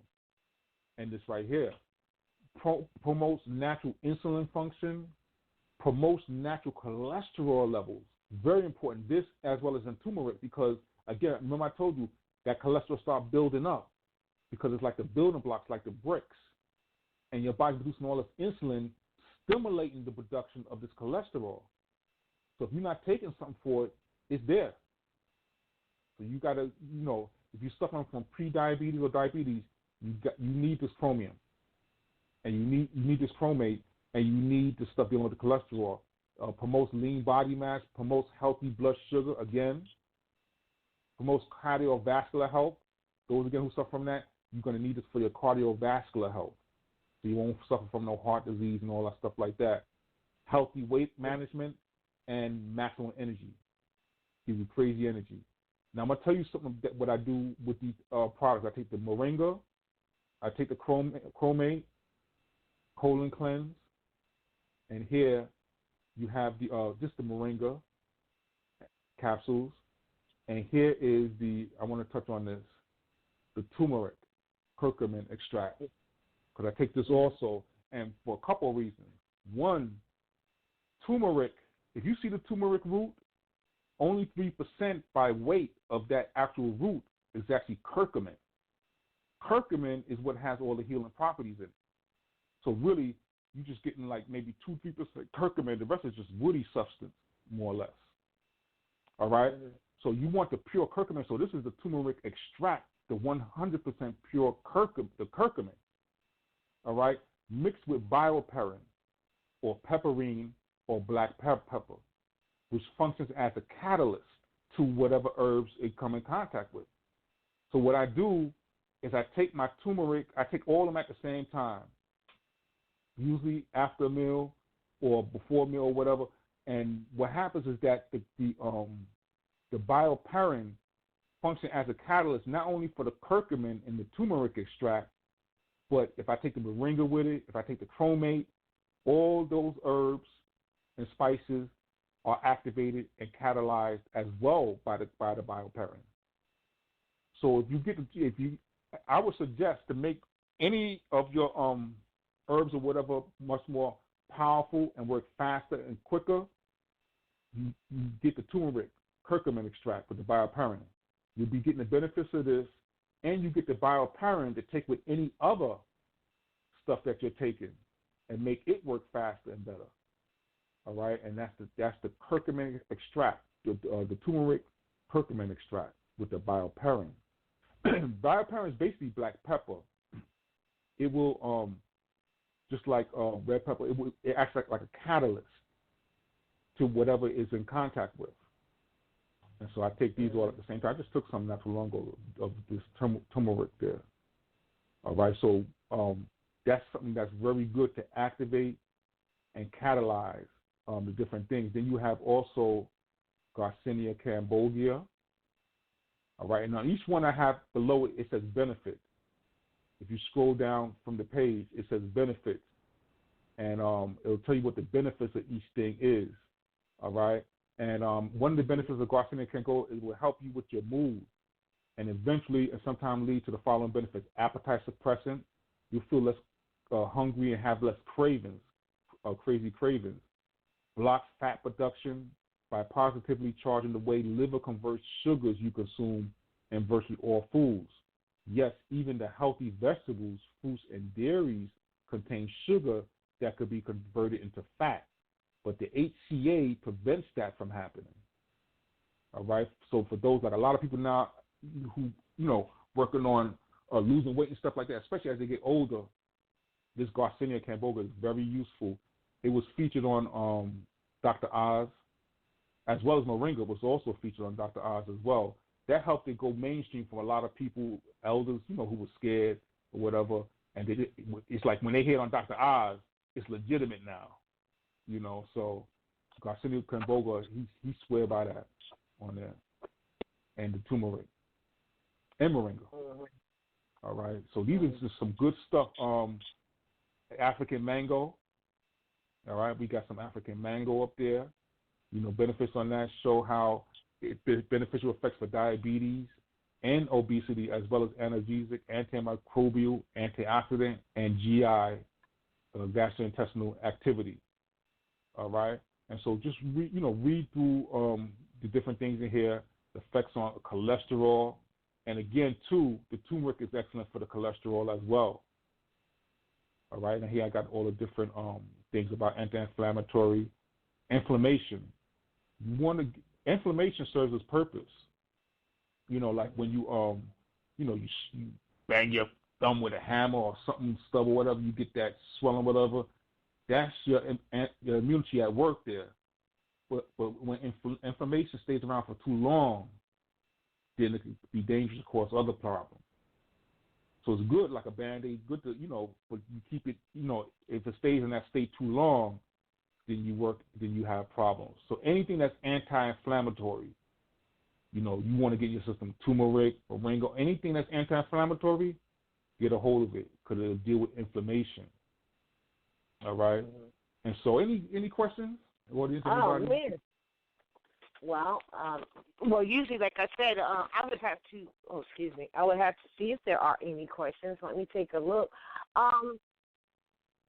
Because the internet feed closes down now at 9:30. But if there are any questions, you can press 1 to ask any questions of HARLEM that you might have. But again, most people on this day, they listen because we don't usually ask the questions.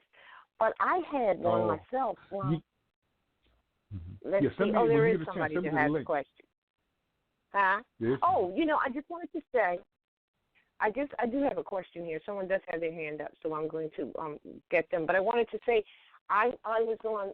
I had a little trouble with this computer. I had to go over to the other desk, to the laptop, and I pressed in for the book, and it said you are already a customer.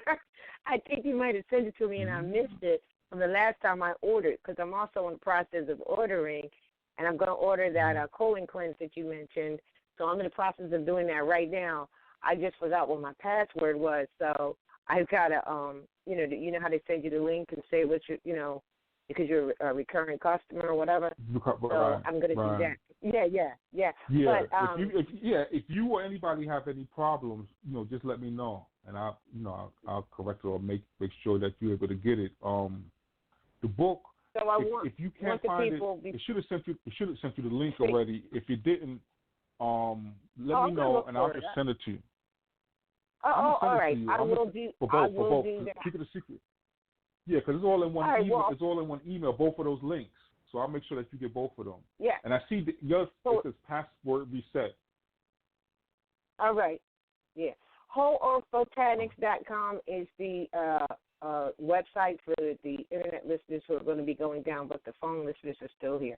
WholeEarthBotanics.com, and there you could get the 2 free books, Secrets of Secrets and All Things Moringa, will be sent to you via email as an ebook for free from Brother HARLEM. And this company is owned by us. This ain't owned by somebody else, and I'm working for them or selling their product. Yeah, right. This is my own this is product. His stuff, his distribution. It's not someone else, so he's giving that to you from his works. That's what it's all about. Let me know some good formulations. Doesn't I'm it feel good to be able to do formulations. That? Yeah, it feels and good. it's your own formulation. The prophet said, and Black Man said, don't ask others to do for you that which you could do for yourself. So I enjoy producing these health things that I myself use. It must be good if I myself is using it. You know what I'm saying? That's a good way to see if the product is good, is to see if the creator or the maker of it is using it. I use it every day. The shirts I design, the clothes I design, the line of clothes, it feels good to wear my own clothes and take my own supplement. You see what I'm saying? I'm not running to Europeans for nothing. You know what I'm saying? I make it myself. Why ask them to do for me what I could do for myself? So we got a line of clothes called Sigil Gear at sigilgear.com. These are programmable clothing. In other words, you could write a program that you want to cure this or stop doing this or whatever the case may be. Write a program, and then you could put it into a universal sigil and put it on a shirt. And put on. Even got sneakers now. What you see the line of sneakers? Some crazy. I got some line of some crazy sneakers, but it feels good. Like most of the time I wear my shirts, it feels good. And then people see it. They don't know when they look at my shirt, they run in my program. Just like these logos out here. They're all programs. Yeah. And so in the course, the Akalia 1 course, we teach you how to program, which means create the sigils. The sigils are the programs, and the programs are the sigils. So we teach you how to create. There's 8 components of Akalia.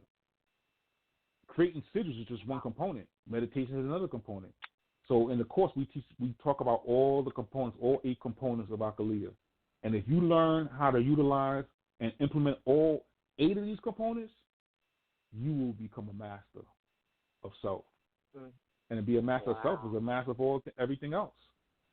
8 components. Meditation. 8 components. I teach how to write. That's you could write and change reality. You could write in a journal book.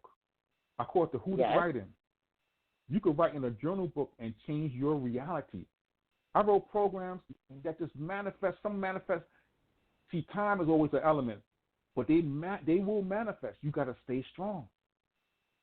I stayed manifest. I went through times where in the Vision Quest, to learn certain things, I was deprived of all necessities, money, everything to learn what I had to learn. But then I wrote programs. I understand I control reality, and they manifest. I wrote a program when I was a mist. I had not a dime. And I wrote, and I knew my vehicle may break down on the Vision Quest. I wrote a program for a vehicle. I seen myself through what they call audio in visualization. I seen myself in a 2017 new vehicle. I even smelled it. You know how when you get a new vehicle, got that new car smell? Got that smell? Yes. I even smelled it.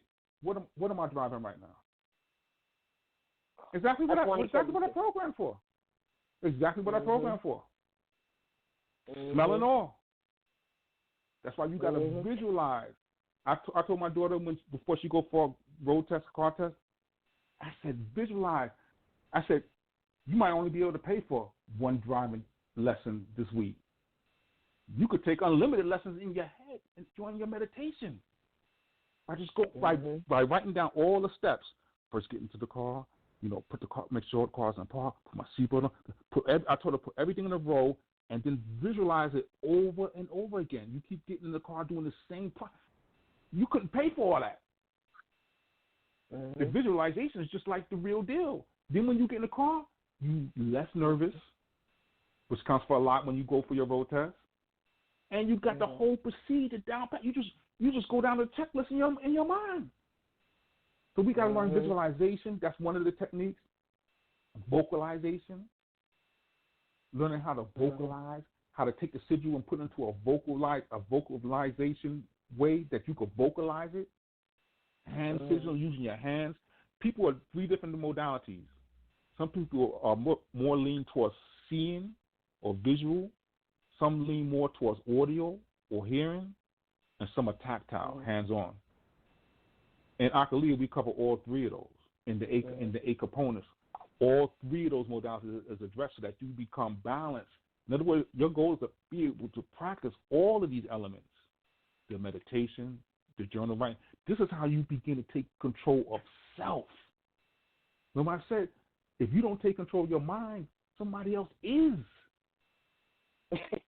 Not will, but are. They already are. They are right now. You got all these frequencies. Nowadays, when they converted all the TVs over to digital in 2010, they don't need towers or whatever to broadcast the mind control frequencies no more. Everybody who got a TV is a transmitter. You might not even have one in your house. The house next door, the next door neighbor got one transmitting. If you don't control your mind, someone else is. All right? So, everything I put together is designed to empower you, the individual. I'm not looking for followers. I'm not looking to control anybody. You know what I'm saying? Shoot, I got enough problems controlling myself. I'm going to try and control somebody else. It's enough of a job trying to control myself. So anyway, any questions? And sharing information along the way, not trying to be no leader and guider who you're going to speak and where did you get, and all that craziness. That's old stuff. I'm not trying to be nobody's leader. I'm teaching everybody to lead themselves. Like I said, you give a man a fish to eat for that day, you teach him how to fish to eat for life. I'm teaching people how to fish. I'm not giving out fishes. You know what I'm saying? I'm not giving out no fishes, man, because it's more headache. And the person you give it to is not really benefit. They might benefit for that moment. And now the next day, what? They got to eat the next day. They back to square one. That's right. Oh, my goodness. That's where we are right now. Oh, that's so true. Yeah. I'm just relating to some of these time frames and all of this stuff that you're talking about, especially when you came out and you said in 2012. that no more subjects, just the sovereign, which is sovereign in yourself. And wow, that's when we started putting out what we did here. We were doing a lot of things, but we started putting out our cards in 2012, and so it kind of hit me in a way, like a divine order of things, So indeed, that's why it's important to know yourself, because you know when that magic's happening. You know it. You know when the divine is talking to you and utilizing you. You know it. Yeah. But again, we talk about colon cleanse. We need a mind cleanse and some, colon cleanse capsules deal with the physical body, cleansing that. Dr. Lee is dealing with the cleansing of your spiritual body, of your mind. Wow. Put you back into the control. Is that why the prophet said, listen, I come to take you out of your mental slavery, because it's all in the mind? Yeah, exactly. And that's the worst type, because then you don't have to be told what to do. You're gonna tell yourself to do it. You know what I'm saying? The mental slave is the worst. The physical slave, they have to beat them and whip them. The mental slave, you ain't got to do nothing. He's like remote control slave. You just do whatever you do. Because you don't know better. You just don't know. Right. Age and knowing.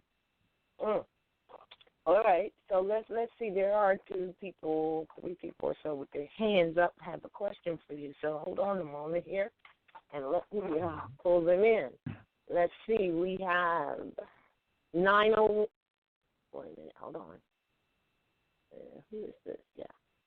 901-281. You're on the air. Thank you for calling. You have a question or comment for Brother Hakeem Bey. Yes, I want to thank Hakeem. Very interesting. I like the natural path. I wish I had discovered it a couple of years ago, because I discovered some things before my father checked out. Let me ask you something. I was listening to another sister who's affiliated, I think, with your radio program in some way, a couple of weeks ago, and she spoke of the cell salts. And I was wondering if you are familiar with those and how would they interact. The cell source, yes. It will say like 6X or whatever, stuff like that, the cell source. The cell source, I know what you're saying. The cell source is very delicate. It's almost like alkaline in a lot of ways too, where you really programming the cell source and then taking them to your body and then hoping they program your actual body or bring it into resonance with itself. Each one of these different cell sources and things like that have different frequencies. I remember when I used to take it, I used to put them underneath my tongue to be absorbed by the body. Not touch it with your hand or fingers or anything. Not actually touch it, because it'll begin dissolving immediately. What you want to do is put it underneath your tongue and let it dissolve in your tongue, because then it'll be readily absorbed right into your bloodstream, and then it can work as programming. And you can even learn a way to actually program cell source. Program, just like water. As most of y'all know, water is programmable. But the cell source are very good, to establish basic health. You want to do it in conjunction with some of the other things, with the meditation. All of you should meditate every day, especially in this day and time. It's like a must. For you to stay on top of it and stay on top of yourself and master yourself, you have to meditate. Otherwise, you just caught in the mix. The meditation, that's the control. That's the control chair. That's the throne. When you don't meditate, you don't sit in your throne. How could you command yourself? So you want to do your meditation.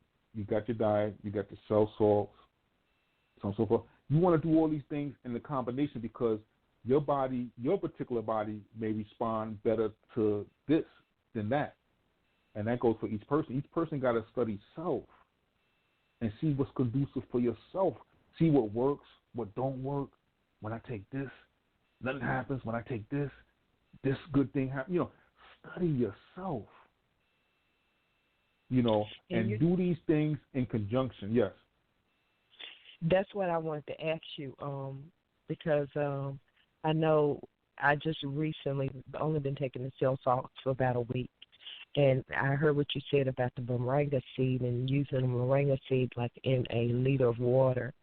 And so, and that's my big thing, getting a good quality of water because the water has so many different elements in it. It's true. And the one that, and where I am here, I'm up north right about now, and they use a water softener, which is salt also, you know.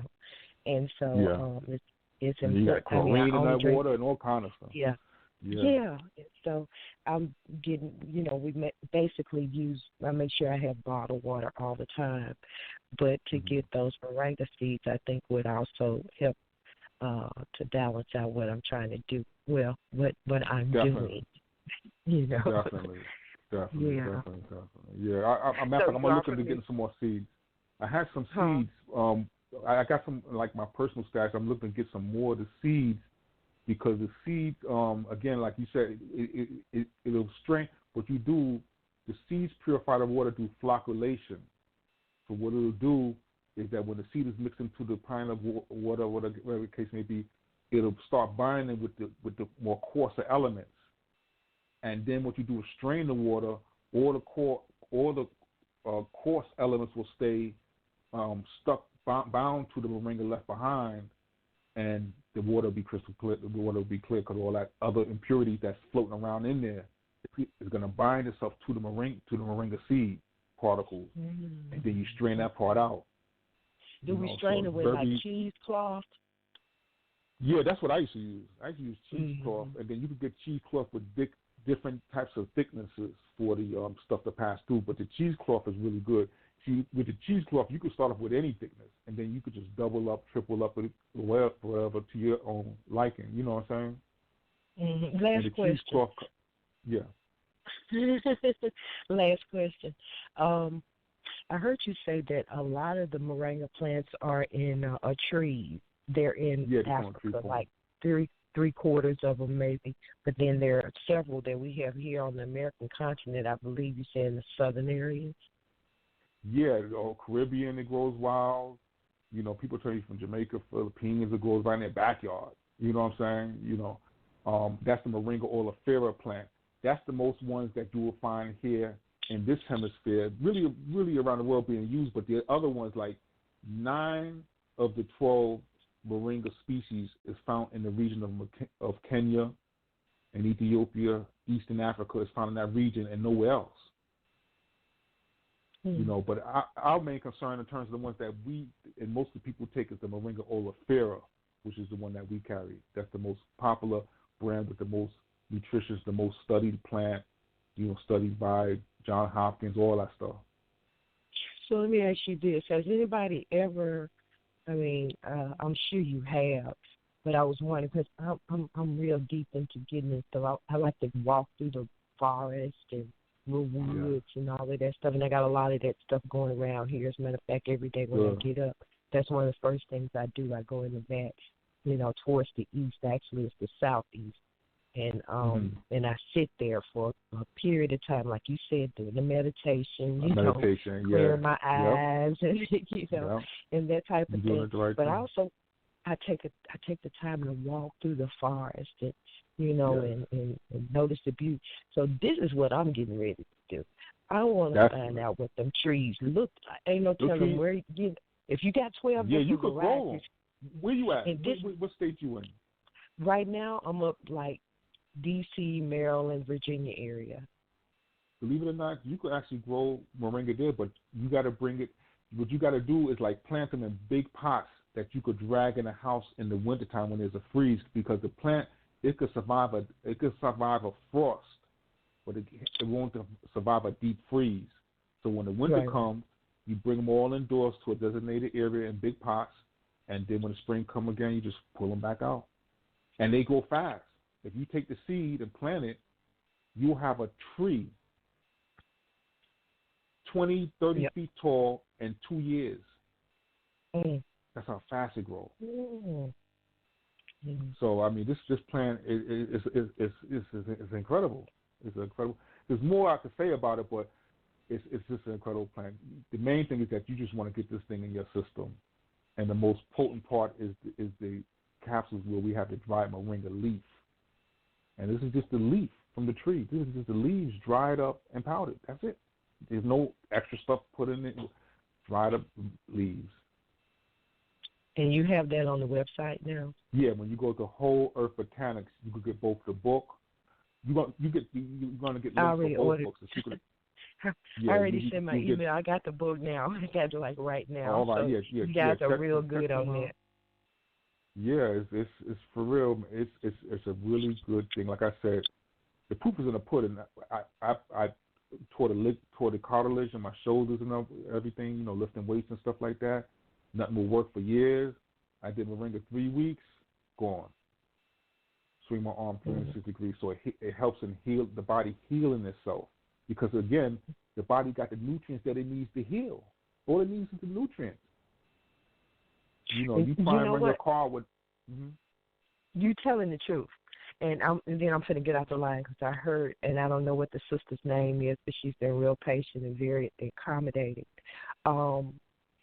You're right. If the body has all of the nutrients it needs, it will heal itself because, I mean, literally heal itself. I mean like overnight, because that was something that I have experienced myself because I got tired of hurting. And I told you can't stay here no more, Yeah. And so literally the next day it was gone. Yeah. I mean, like poop, and I ain't seen it since. Use your mind. Use your mind. Exactly and then, like you said, going through nature, going through the woods. Like I'm just known for that. Just that's just a part of my life. Just going to the woods. Sit by the river. Even just going through a narrow trail where, as you walk, and the leaves are pulling on you and tugging on you. They're purifying you. Mm-hmm. And then Thank you go sit by the water. See, our spirituality is based in nature. By taking us away from spirituality, putting us in a concrete jungle, they're cutting us off from our spirituality. You know what I'm saying? I know. And so that's why it's so important to just go sometime in nature, take off your shoes and socks, bury your feet into the sand, bury your feet into the dirt, the soil, and just feel the vibration, just feel the healing. You know what I'm saying? We just been cut off. We just been cut off. Yeah. All right, sis. The last thing I want to do just to kind of make sure I understood what you said about the turmeric, because I'm familiar with the turmeric. But then you said something about putting it with the black pepper. Yeah, the bioperine. That really, it just takes it to a whole other level and makes it act not only faster but in a more powerful way. It's like a catalyst. More so than the red pepper?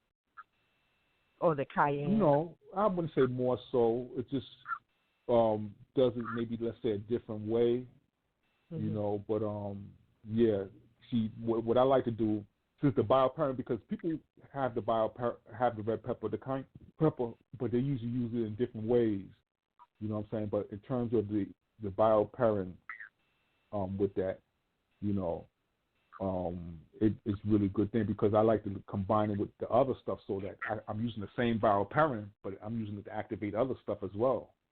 So it's good to like when I do the turmeric with the bioperine, I'll mix it. I'll take it with the other ones.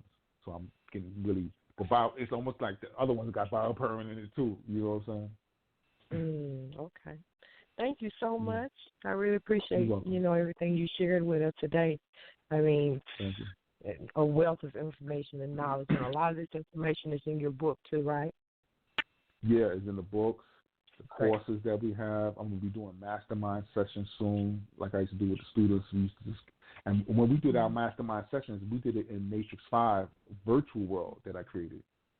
So, when we start doing group meditations in there, whatever, we're going to log in.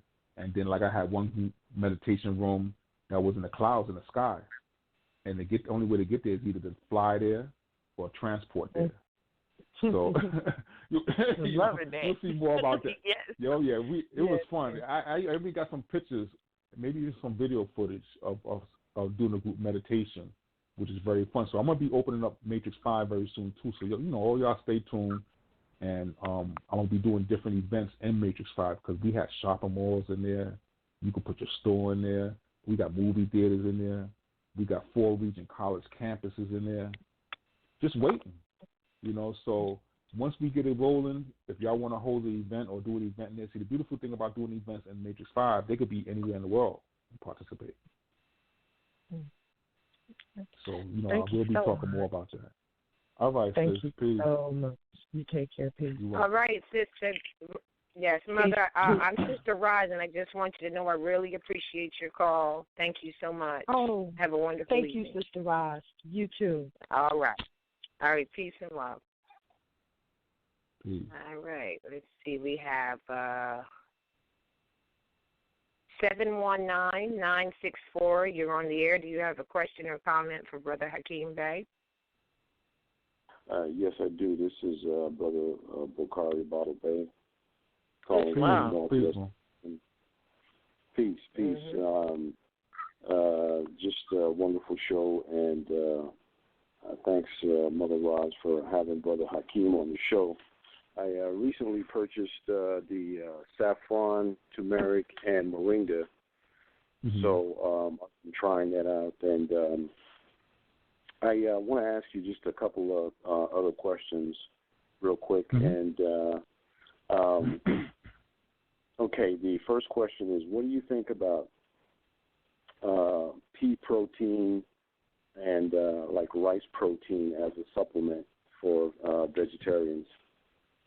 Yeah, I've seen that before, and then I think they got whey and other things. Nothing could really beat the moringa leaf. Because, again, it's just the leaf from a tree. I mean, it's hard to believe that the leaf from a tree will have so much protein, but pound for pound, it has more protein than all those other substances. And you get other benefits as well. So I personally think this is the only, you could say, protein-type supplement I take is the moringa, just based on my studies and based on what I've seen and the different ones. Other ones may have trade-offs and maybe some may have side effects, but I've been using this since 2010 with no problems, only benefits. And I've been taking it in conjunction. I received the moringa from your website around the same time that I also started taking some other not supplements, but herbs. I recently just got over an illness, and a mother, Anna recommended some things and sent me some things that were very helpful, as well as calcium by Mother Rob. And so I've been feeling a lot better. And so what do you think about the quantities? Now, the quantities, it says 1 capsule in the morning and 1 capsule at night. I would at least double up on, because on the thing they make you have to put something that where they come in there behind, but really, again, moringa, take as much as you could afford, I would say, because the moringa is not toxic, and if they're able to feed babies 6 tablespoons of moringa a day, you could imagine as an adult. You know what I'm saying? You could take the moringa bottle and take every single capsule and don't suffer no negative effects. Most you want to do is just be able to drink water, flush it, whatever. But, so what I do, like the 3 I'm using is the chromate, the turmeric, and the moringa. I take 2 of each per sitting. You know what I'm saying? Okay. So if I eat a meal or what, I'll take 2 of each of those, and the next time I'll take 2 again. I might do that 2 or 3 times a day. You see what I'm saying? So you don't have to worry about any toxicity or anything of that nature with the moringa.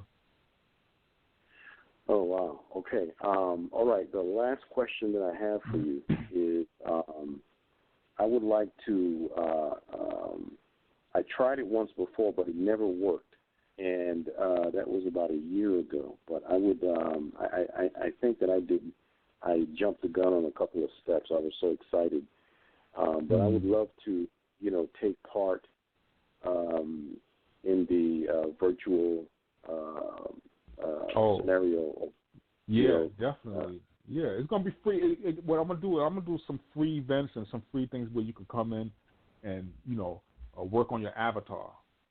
I think what I'm gonna do is have people register and give them or give them a tutorial video, show them how the avatar is done, and then give them a few days or a day before the event to actually get in and begin to manipulate their avatar and everything. Because I plan to do like a business networking events where you come in with your avatar and then everybody have a few minutes to talk briefly about their business, and then you could just go around and collecting business cards. In the virtual world, we use note cards, which is like business cards on steroids, where you could put not only your business name and contact information, but you could put a little story about what your business is about, and you could present it too.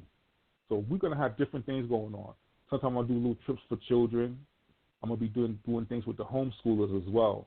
But I have trips like the the underwater world, where you actually walk and you go underwater, and underneath the water, at the bottom of the water is a facility with classrooms and everything. So I think the young children, they're gonna love that, and it's a number of things that we're gonna be doing. So just stay posted. If you want to understand Matrix Hop on a deeper level, that's where the Secret of Secrets.info website come in, with the book and with the Akalia classes. Like the students of Akalia who came to the course, they understand, Matrix Hop on a whole nother level. So we're going to have, it's going to be like two levels. It's going to be one level where the general public come in and have a good time and do whatever they want to do. And then there's going to be an element or aspect of Matrix 5 that's going to be deeper, that only those who really came to the Akalia course really understand and see. It's going to be all around, but not everybody's going to see or understand the symbols and things that's going to be around unless they came to the course. Well, thank you. I just want to make one other quick statement, and I think that your site is wonderful. I think what you're saying is great, and I appreciate it. I really do. I've been investigating. Well, I've been a vegetarian for roughly 5 years now, and so also I spend a lot of time outdoors, and so I can attest to the peace and the tranquility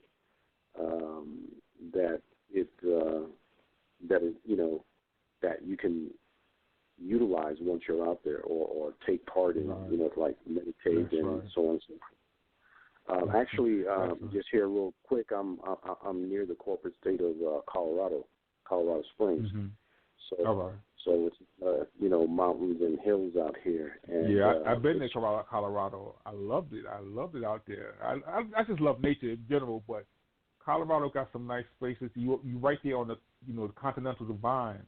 That's the spine of the nation. The rivers, all on one side flow towards the Pacific, on the other side it flows towards the Atlantic Ocean. So literally, geologically, energetically, it divides the country in half. So that's a very powerful place to be. Wonderful, wonderful. Well, I won't take up all the time. I'm sure that there's another caller, but thank you so much. I really appreciate it. And thank you, Mother Roz. I really appreciate it as well. You're welcome. Thank you for calling, Brother Bakari. I'm glad you're feeling better. All right. And thank you, Mother Roz. Mother Roz.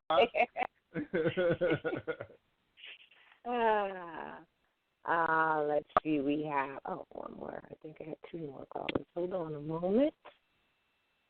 Yeah, I done forgot about that. I had an appointment. I was supposed to be at 6:30, but I done forgot about it a long time ago. So you forgot about what? Say it again. I had an appointment at 6:30, but oh my goodness! Well, first of all, people are wondering. They do it every Wednesday. Well, that's every Wednesday. This is every first Wednesday. This is every first Wednesday for you. Yeah, so exactly. So I'll make it up next Wednesday. Well, there's two more callers that have a question. So, and another thing, this is 6:30. unless you want, you want me to go ahead and answer, open that up for them? Let's take these last two. I'm good. And the other thing is this. I think one of them just dropped off there. Oh, no, they didn't. They're right there. If you did just drop off, you can go back on because he's going to take the call. I think they dropped off. The other thing is, you're somewhere else. You're out in, Arizona right now? I'm in Arizona right now, City of the Sun, right. Heliopolis. Right. So when you say 6:30, we're looking at 10. Yeah, 10 o'clock. That's right. Like, Different. wait a minute. 3 hour difference. I've been schooling my children because they called after midnight. Jerry was talking about Happy New Year. I said, wait, we still in 2016 here for the next 3 hours. That blew their mind. Mm-hmm. I was like, it's not New Year's for us yet. It travels. It takes time. You know what I'm saying? So we still they was in 2017. I was still in 2016. That's something to wrap my mind around. But anyway, let's go ahead and take those calls. Yeah, I got two more, but one of them, it was a 513 number, and they disappeared. So I don't know. Yeah, they probably thought we was going to. They may have because you mentioned it. So they're trying to be courteous, but there is one. I think there's one more. Did I take this one already? No, I didn't. And Brother Vakari, you still have one pressed on your phone. So the 719-964, I think I already took his call. So if you're listening, Brother Vakari, please press one so that it doesn't. Where's that, Brother Vakari? What's going on with the numbers? Let's take 985-276. You're on. You're live. Do you have a question or comment for Brother HaRLEM? Yeah, I have a question for just to get clarity. This is Brother Azad, RVBey. I was looking for the website, and I for some reason I cannot get it. I don't know if I'm going to the right thing. Which ones are you trying to go to? To the let me go back to the whole Earth one, the one with the whole Earth. Mm-hmm. Oh yeah. Go to a whole word, all one word, whole Earth botanics, not botanicals, botanics with an S after the C. Oh. Okay. And then .com. Okay, that's what I'm messing up. Oh. Okay. Yeah. Oh, all right. Yeah. Whole Earth botanics. And it is BOTAN. No, BOTANICS. Botanics. Yeah. Oh, so I've been messing up. Okay. Let me know if you see it. You see it? Did it come up for you? Hold on, it's coming. WholeEarthBotanics.com. No, it's got some background programs. It says 1,000. And I'll spell out each one for anybody. Yeah, 1,000 streams. 1,000 streams.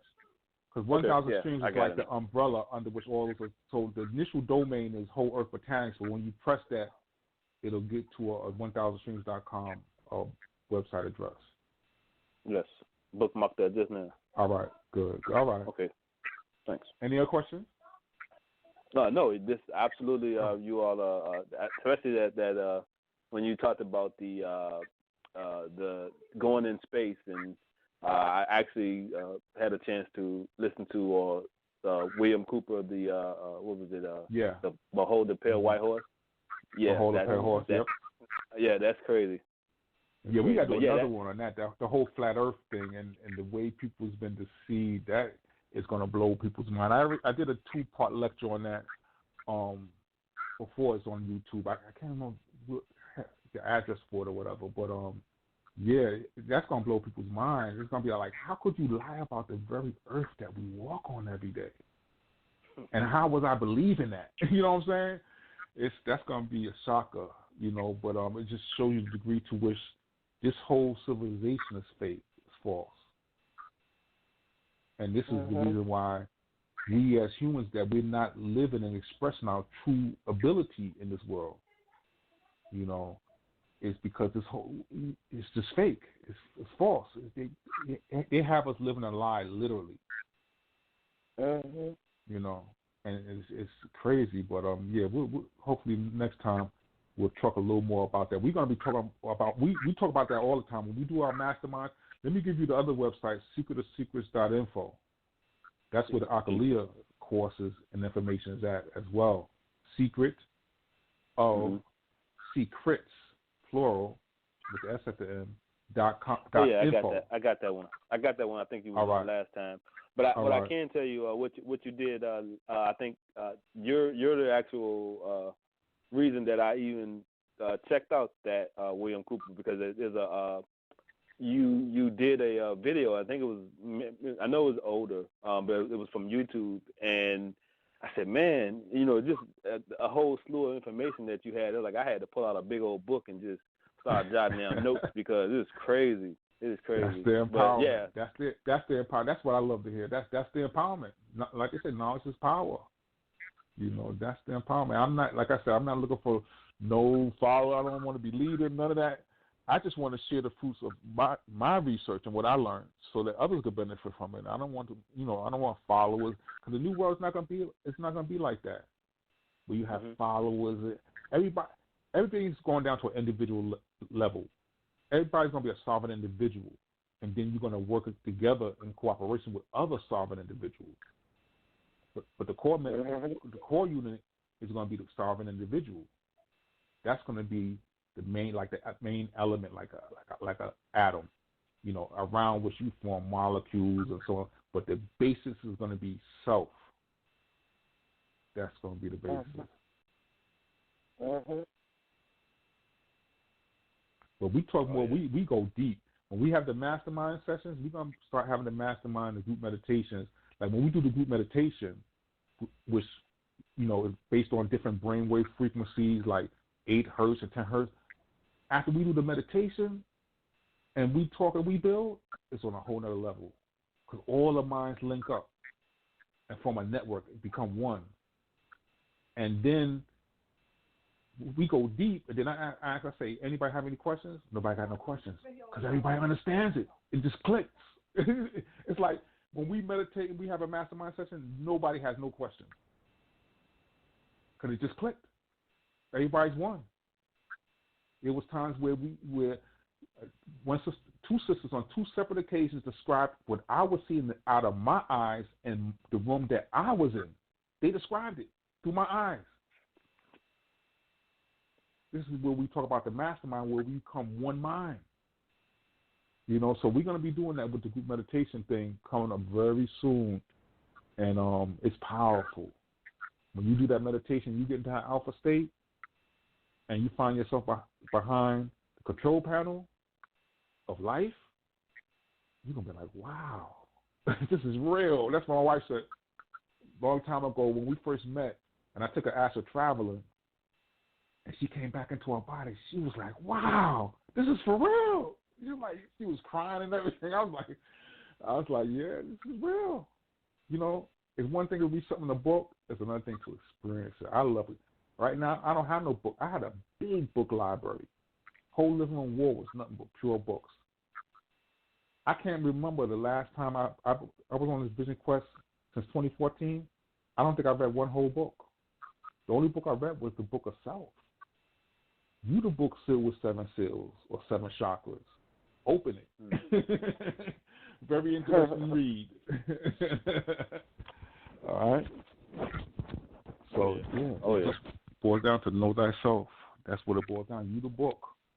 Sealed with 7 seals. Ain't no book outside of you. They got us constantly looking for things outside of ourselves. Some beings and some UFOs gonna come save us. You like Dorothy, the Wizard of Oz. You have the power on your own feet the whole time. You looking for the Tin Man. You looking for the Straw Man. You looking for the Wicked Witch of the East and all this, the Wiz and all this stuff like that. When you the power, you got the power right in you. All right. All right. Thank you for calling, brother. Yes. Thank you. Peace. Thank you. All right. Peace. All right. We have one more, I think, but I may have already gotten them. Let me see. And they might and not what I'm saying to everybody is it's not going to stick for everybody, but there's going to come a time. Right now, people are basically not ready. Things got to happen first. Trump, this, that, certain things got to happen first. There's going to come a time where people are going to be begging for this information. But right now, people think they like, oh, whatever. Watch. Like they say, if you fail the plan, you plan to fail. All right. So. All right. Let me see if this one is. Let's see. 901-281. You're on the air. You have a question or comment for Brother HaRLEM? I think I already got that one. So then it's just one more. And and that's it. We're going to close out for the night after this one. 719-964. You're on the air. Do you have a question or comment for Brother HaRLEM? Yeah, this is Brother Bokhari again. And, you're Bokhari. You know what? You didn't press one, so thank you. Yeah. Just press one. Wait. Yeah, I just want I got back into the queue again because I wanted to.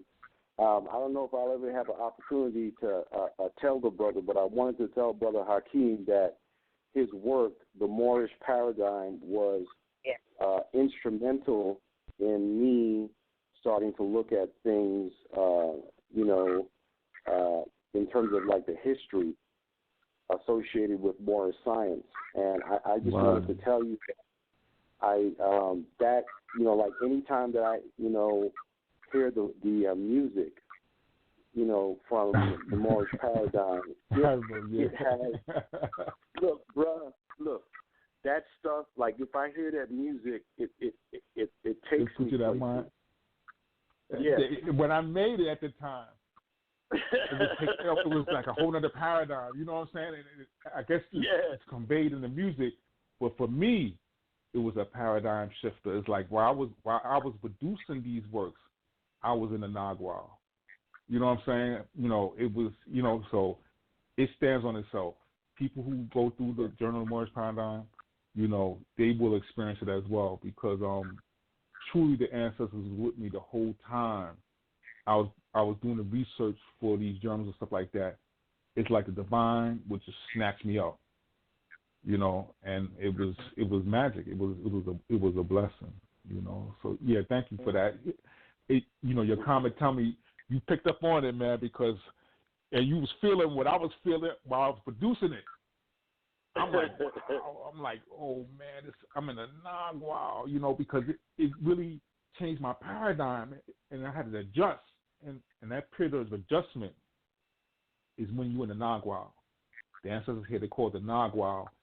The Nagual, what could be said of the Nagual? The Nagual is like, it's like you step out into the triple darkness, and there's no feet under your ground. There's no ground underneath your feet or nothing. All you hear is a wind, and that just lets you know that anything is possible. That's the Nagual. There's nothing to stand on. You know what I'm saying? The only thing to stand on is what you create with your own mind. Wow. That's the Nagual. We're about to go into the Nagual. This simulation is about to be pulled right out from everybody's feet. Everybody's dependent on the physical world, the material world. What happens when the material world and the physical world is pulled out from underneath your feet? Then what you going to do? Yeah. You see what I'm saying? This is the reason why we got Matrix 5. Matrix 5 is an Akalia is a prototype preparing you for the next world, because the next world is going to be like a lucid dream. It's going to be like a dream like existence. You're going to lay it out. You're going to determine what it's going to be. You see what I'm saying? And so you got to get practice. Mm-hmm. The virtual world is practice, because the next world, the plane of soul, is like the virtual world. The virtual world, the dreamlike state, plane of soul, is all the same thing. So I'm going to be bringing people into Matrix 5, and then I'm going to ask y'all some questions once y'all in there.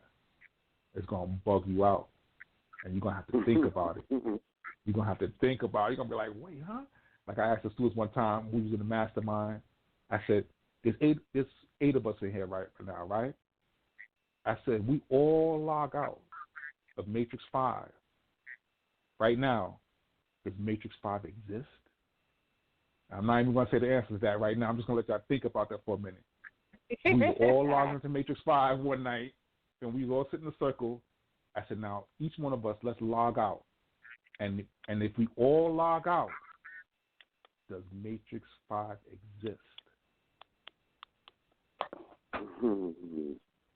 All right, so that's some science. That will sum it up. Once you understand that, that's going to sum up everything, including quantum physics. So these are the type of things that we're going to be discussing and talking about in Matrix 5 at the mastermind session, and I'm going to present y'all with some stuff that's going to have y'all thinking. All right, so, yeah, it's going to be fun. All right. Yeah, thank you.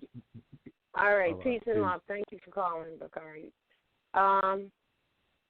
All right, now I know you have to go, so we're going to end this session, and we'll see you the first Wednesday of the month, which will be in May. Mm-hmm. This was a long one because it was 5 weeks, but I do have one thing that I want you to think about, and we'll talk about it then, I trust, if you will, and that is vitamin D that comes from the sun, and I'm only saying this because I realized that if you go, and this happened to me, if you go through a summer season where the sun is at its highest and, you know, shining its vitamin D on you, and you do not get any sun, when the winter comes, because the sun falls in the fall, of course, and then through the winter, you may experience some sicknesses or lacking because of the missing. Is that right? Yeah. Definitely. You got to get that sun. You got to get that sun gazing in there. You know, be careful because they're doing stuff with the sun right now, manipulating. Well, I guess we'll talk about it later, how he actually created an artificial sun, a patent using lenses that they stick in front of the sun. You know, but we'll talk more about that at another time. But you just got to be careful. You got to know when it's the real sun and when it's the fake sun out there. Really? Well, right. we definitely need to know that. So maybe we can share that. And one last thing. So then if that's the case, how do you get vitamin D that you would get? How do you replenish that vitamin D? Is that in the moringa I get it also? natural. The moringa, we'll give it to you, and that in conjunction with the sun. See, what's going to end up happening as you begin taking the moringa, it's going to cultivate a love affair with the sun. You're going to begin to love the sun on a whole nother level that you never did before. And you're going to want to get this, you know, you don't even have to program yourself. You're going to want to go outside in the sun, sit down out there with your eyes closed. You know, don't initially gaze directly at the sun. You know, just close your eyes and you just see a red screen. Just sit there and let the sun paint sigils on that red screen for you. You're going to see the sun. The sun is going to communicate with you via sigils, via symbols painted on that red screen. All right, so when you tune in, but you need it because your eyes are sucking it in to your brain and feeding your brain. So yeah, definitely get that sun gazing in. Yeah. Thank you, Brother Hakeem. You'll tell us later how to make sure we got the real sun going down instead of the fake. Yeah, there's a lot of. There's so much fakery out here. They piss me off because they messing with our natural our simulation that we put together. They just a virus. They just throwing it off. I mean, here's the Australian Aborigines had that island for over 50,000 years, and the Europeans came for 200 years and just toxic this and toxic that and water toxic and you know what I'm saying? In just 200 years. What type of trusteeship is that over the trust resin known as the earth? You know, you fight for a breach of fiduciary responsibility, and a new trustee must be appointed. The Australian Aborigines was trustee over that island for over 50 G's, over 50,000 years, and kept it pristine. They come in after 20 years and it's you know, making it a hellhole. Right. Something's not right. Something's not right. They made a true trustee step forth. Yeah, I hear you. The beneficiaries, the trustees and beneficiaries. I hear you. Because the ones who step as trustees, they're making a mess of it, man. Since we felt, you know, I mean, their job was just to hold on to it till we wake up and put things back in order. And that goes for the European Masons, the Scottish Rite. All that stuff was just custodians that we put in place while we fell. And say, look, y'all just hold on to this till we wake back up. Don't give it to nobody. That's why you come with them, they say Negro this and whatever. They say, look, y'all go back and study some more and come back when y'all ready. The title to this that we was given says Moorish on it. So y'all can come with all that other foolishness. I'm just gonna tell y'all, go back and study and come back when y'all ready. Moorish doesn't just mean, you know what I'm saying? Moorish means that mindset. You got to get into that Moorish mindset to take off where our elders left off at. This science then with Akalia, this is the Moorish science. You see what I'm saying? Just continue to this day and time using computer terminology, but it's the same science. It's just evolved over time. It's like an algorithm. It just keeps evolving. Ain't nothing distinct. Ain't nothing separate. This is it. Evolved, by a Moor. You know what I'm saying? Who is it the birthright of? Moors. And it's for the world. The Moors didn't hold nothing for the world. We traded with the whole world. We didn't just hold it for ourselves and just say, I'm just going to sell it to my own or whatever, or keep it for us. No, they say, if you have the light, why hide it under a bushel basket? Let it shine, let it shine, let it shine. Yeah. And that's what this is about. So keep up the word, Mama Roz, Mother Roz. All right? I'm serious because you're a mother by nature.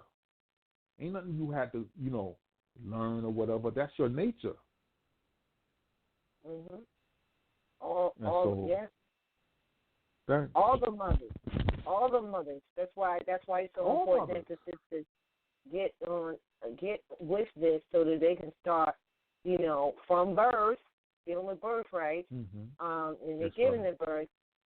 They come out already knowing because all this stuff that we're talking about is not clouded anymore. We're clear. And that's why we got to teach those babies at birth. But while they're in the womb, I taught all three of my children. I pulled out the womb, I delivered, I cut the umbilical cords, I circumcised, I did everything myself. And when my children were in the womb, I put my head on the womb and taught them every day to the point where they knew my voice before they was born. Of course. Before they was born, I put my head on the womb. I said, Assalamu alaikum. I just feel baby just moving all over the place. When they was born, if my wife had them in her arm and I walk into a room and they hear my voice, she said their head just perk up. They're looking around. They're trying to find me. Just from hearing my voice. I'm serious. People, you got to educate them children while they're in the womb. When the woman is pregnant for 4 months, the baby's whole hearing component is in place. And the baby hears everything that's going on in the room, every conversation, because sound travels faster through water. The baby's an amniotic fluid. Sound travels faster through water. The baby hears everything in that room. Yes. So you better, at 4 months, you better start teaching them babies, reading them lessons to them babies, because they're going to be born already knowing that stuff. There you go. There you go. That is absolutely exact. And that's why it's important for us to know that. Because some sisters, they think, oh, well, the baby's not born yet, it doesn't know. No, it knows everything that you eat, everything you smell, everything you say. Even before it comes out of the womb. Yes, that womb, exactly. that womb is like a tunnel from one world. Yeah. My last child, my daughter, before she was born, I put my head one day on my wife's womb. I seen my daughter all the way at the tunnel, coming down the tunnel, walking towards me. And I told her, we're going to have a daughter. And sure enough, we had a daughter. Wow. So you could see your children through the telescope of the womb before they even conceived. She wasn't even conceived yet. I seen my wife's womb formed a telescope, like a tunnel, like a telescope. And I seen her all the way at the other end of the telescope coming towards me. She wasn't even conceived yet. Yes. How about that science? All right. All right. She wasn't conceived yet, but I seen her coming, and I knew we was going. I thought, with my two sons, I thought I was a wrap. No more after this, whatever, boom, boom, boom. The next thing I know, I see my daughter coming down a tunnel. And sure enough, she was born with a veil. Wow. So I looked that up from the South, what that means. And the 2 holes in each ear. Talk about psychic. I didn't even know what the veil was until I pulled it out. I had no real I heard of it. I heard that said before, but I didn't know what that means. Those of you who have the book Owaspi, there's a book called Owaspi that talks about the Ihim, the ones with the fez called the Ihim, who were born with the veil. And that's why they said that the Ihim wore the white fez. They said there's a reason why the fez is red now and turned red. In the book Owaspi, they said the Ihim, who were all born with the veil, was taken captive by a king. And the king asked, what is the root of their power? Because the Ihim were known to have certain powers. The king wanted to force the Ihim to tell him his power, and he refused. And so they threw the Ihim in the lion's den for the lion. And he still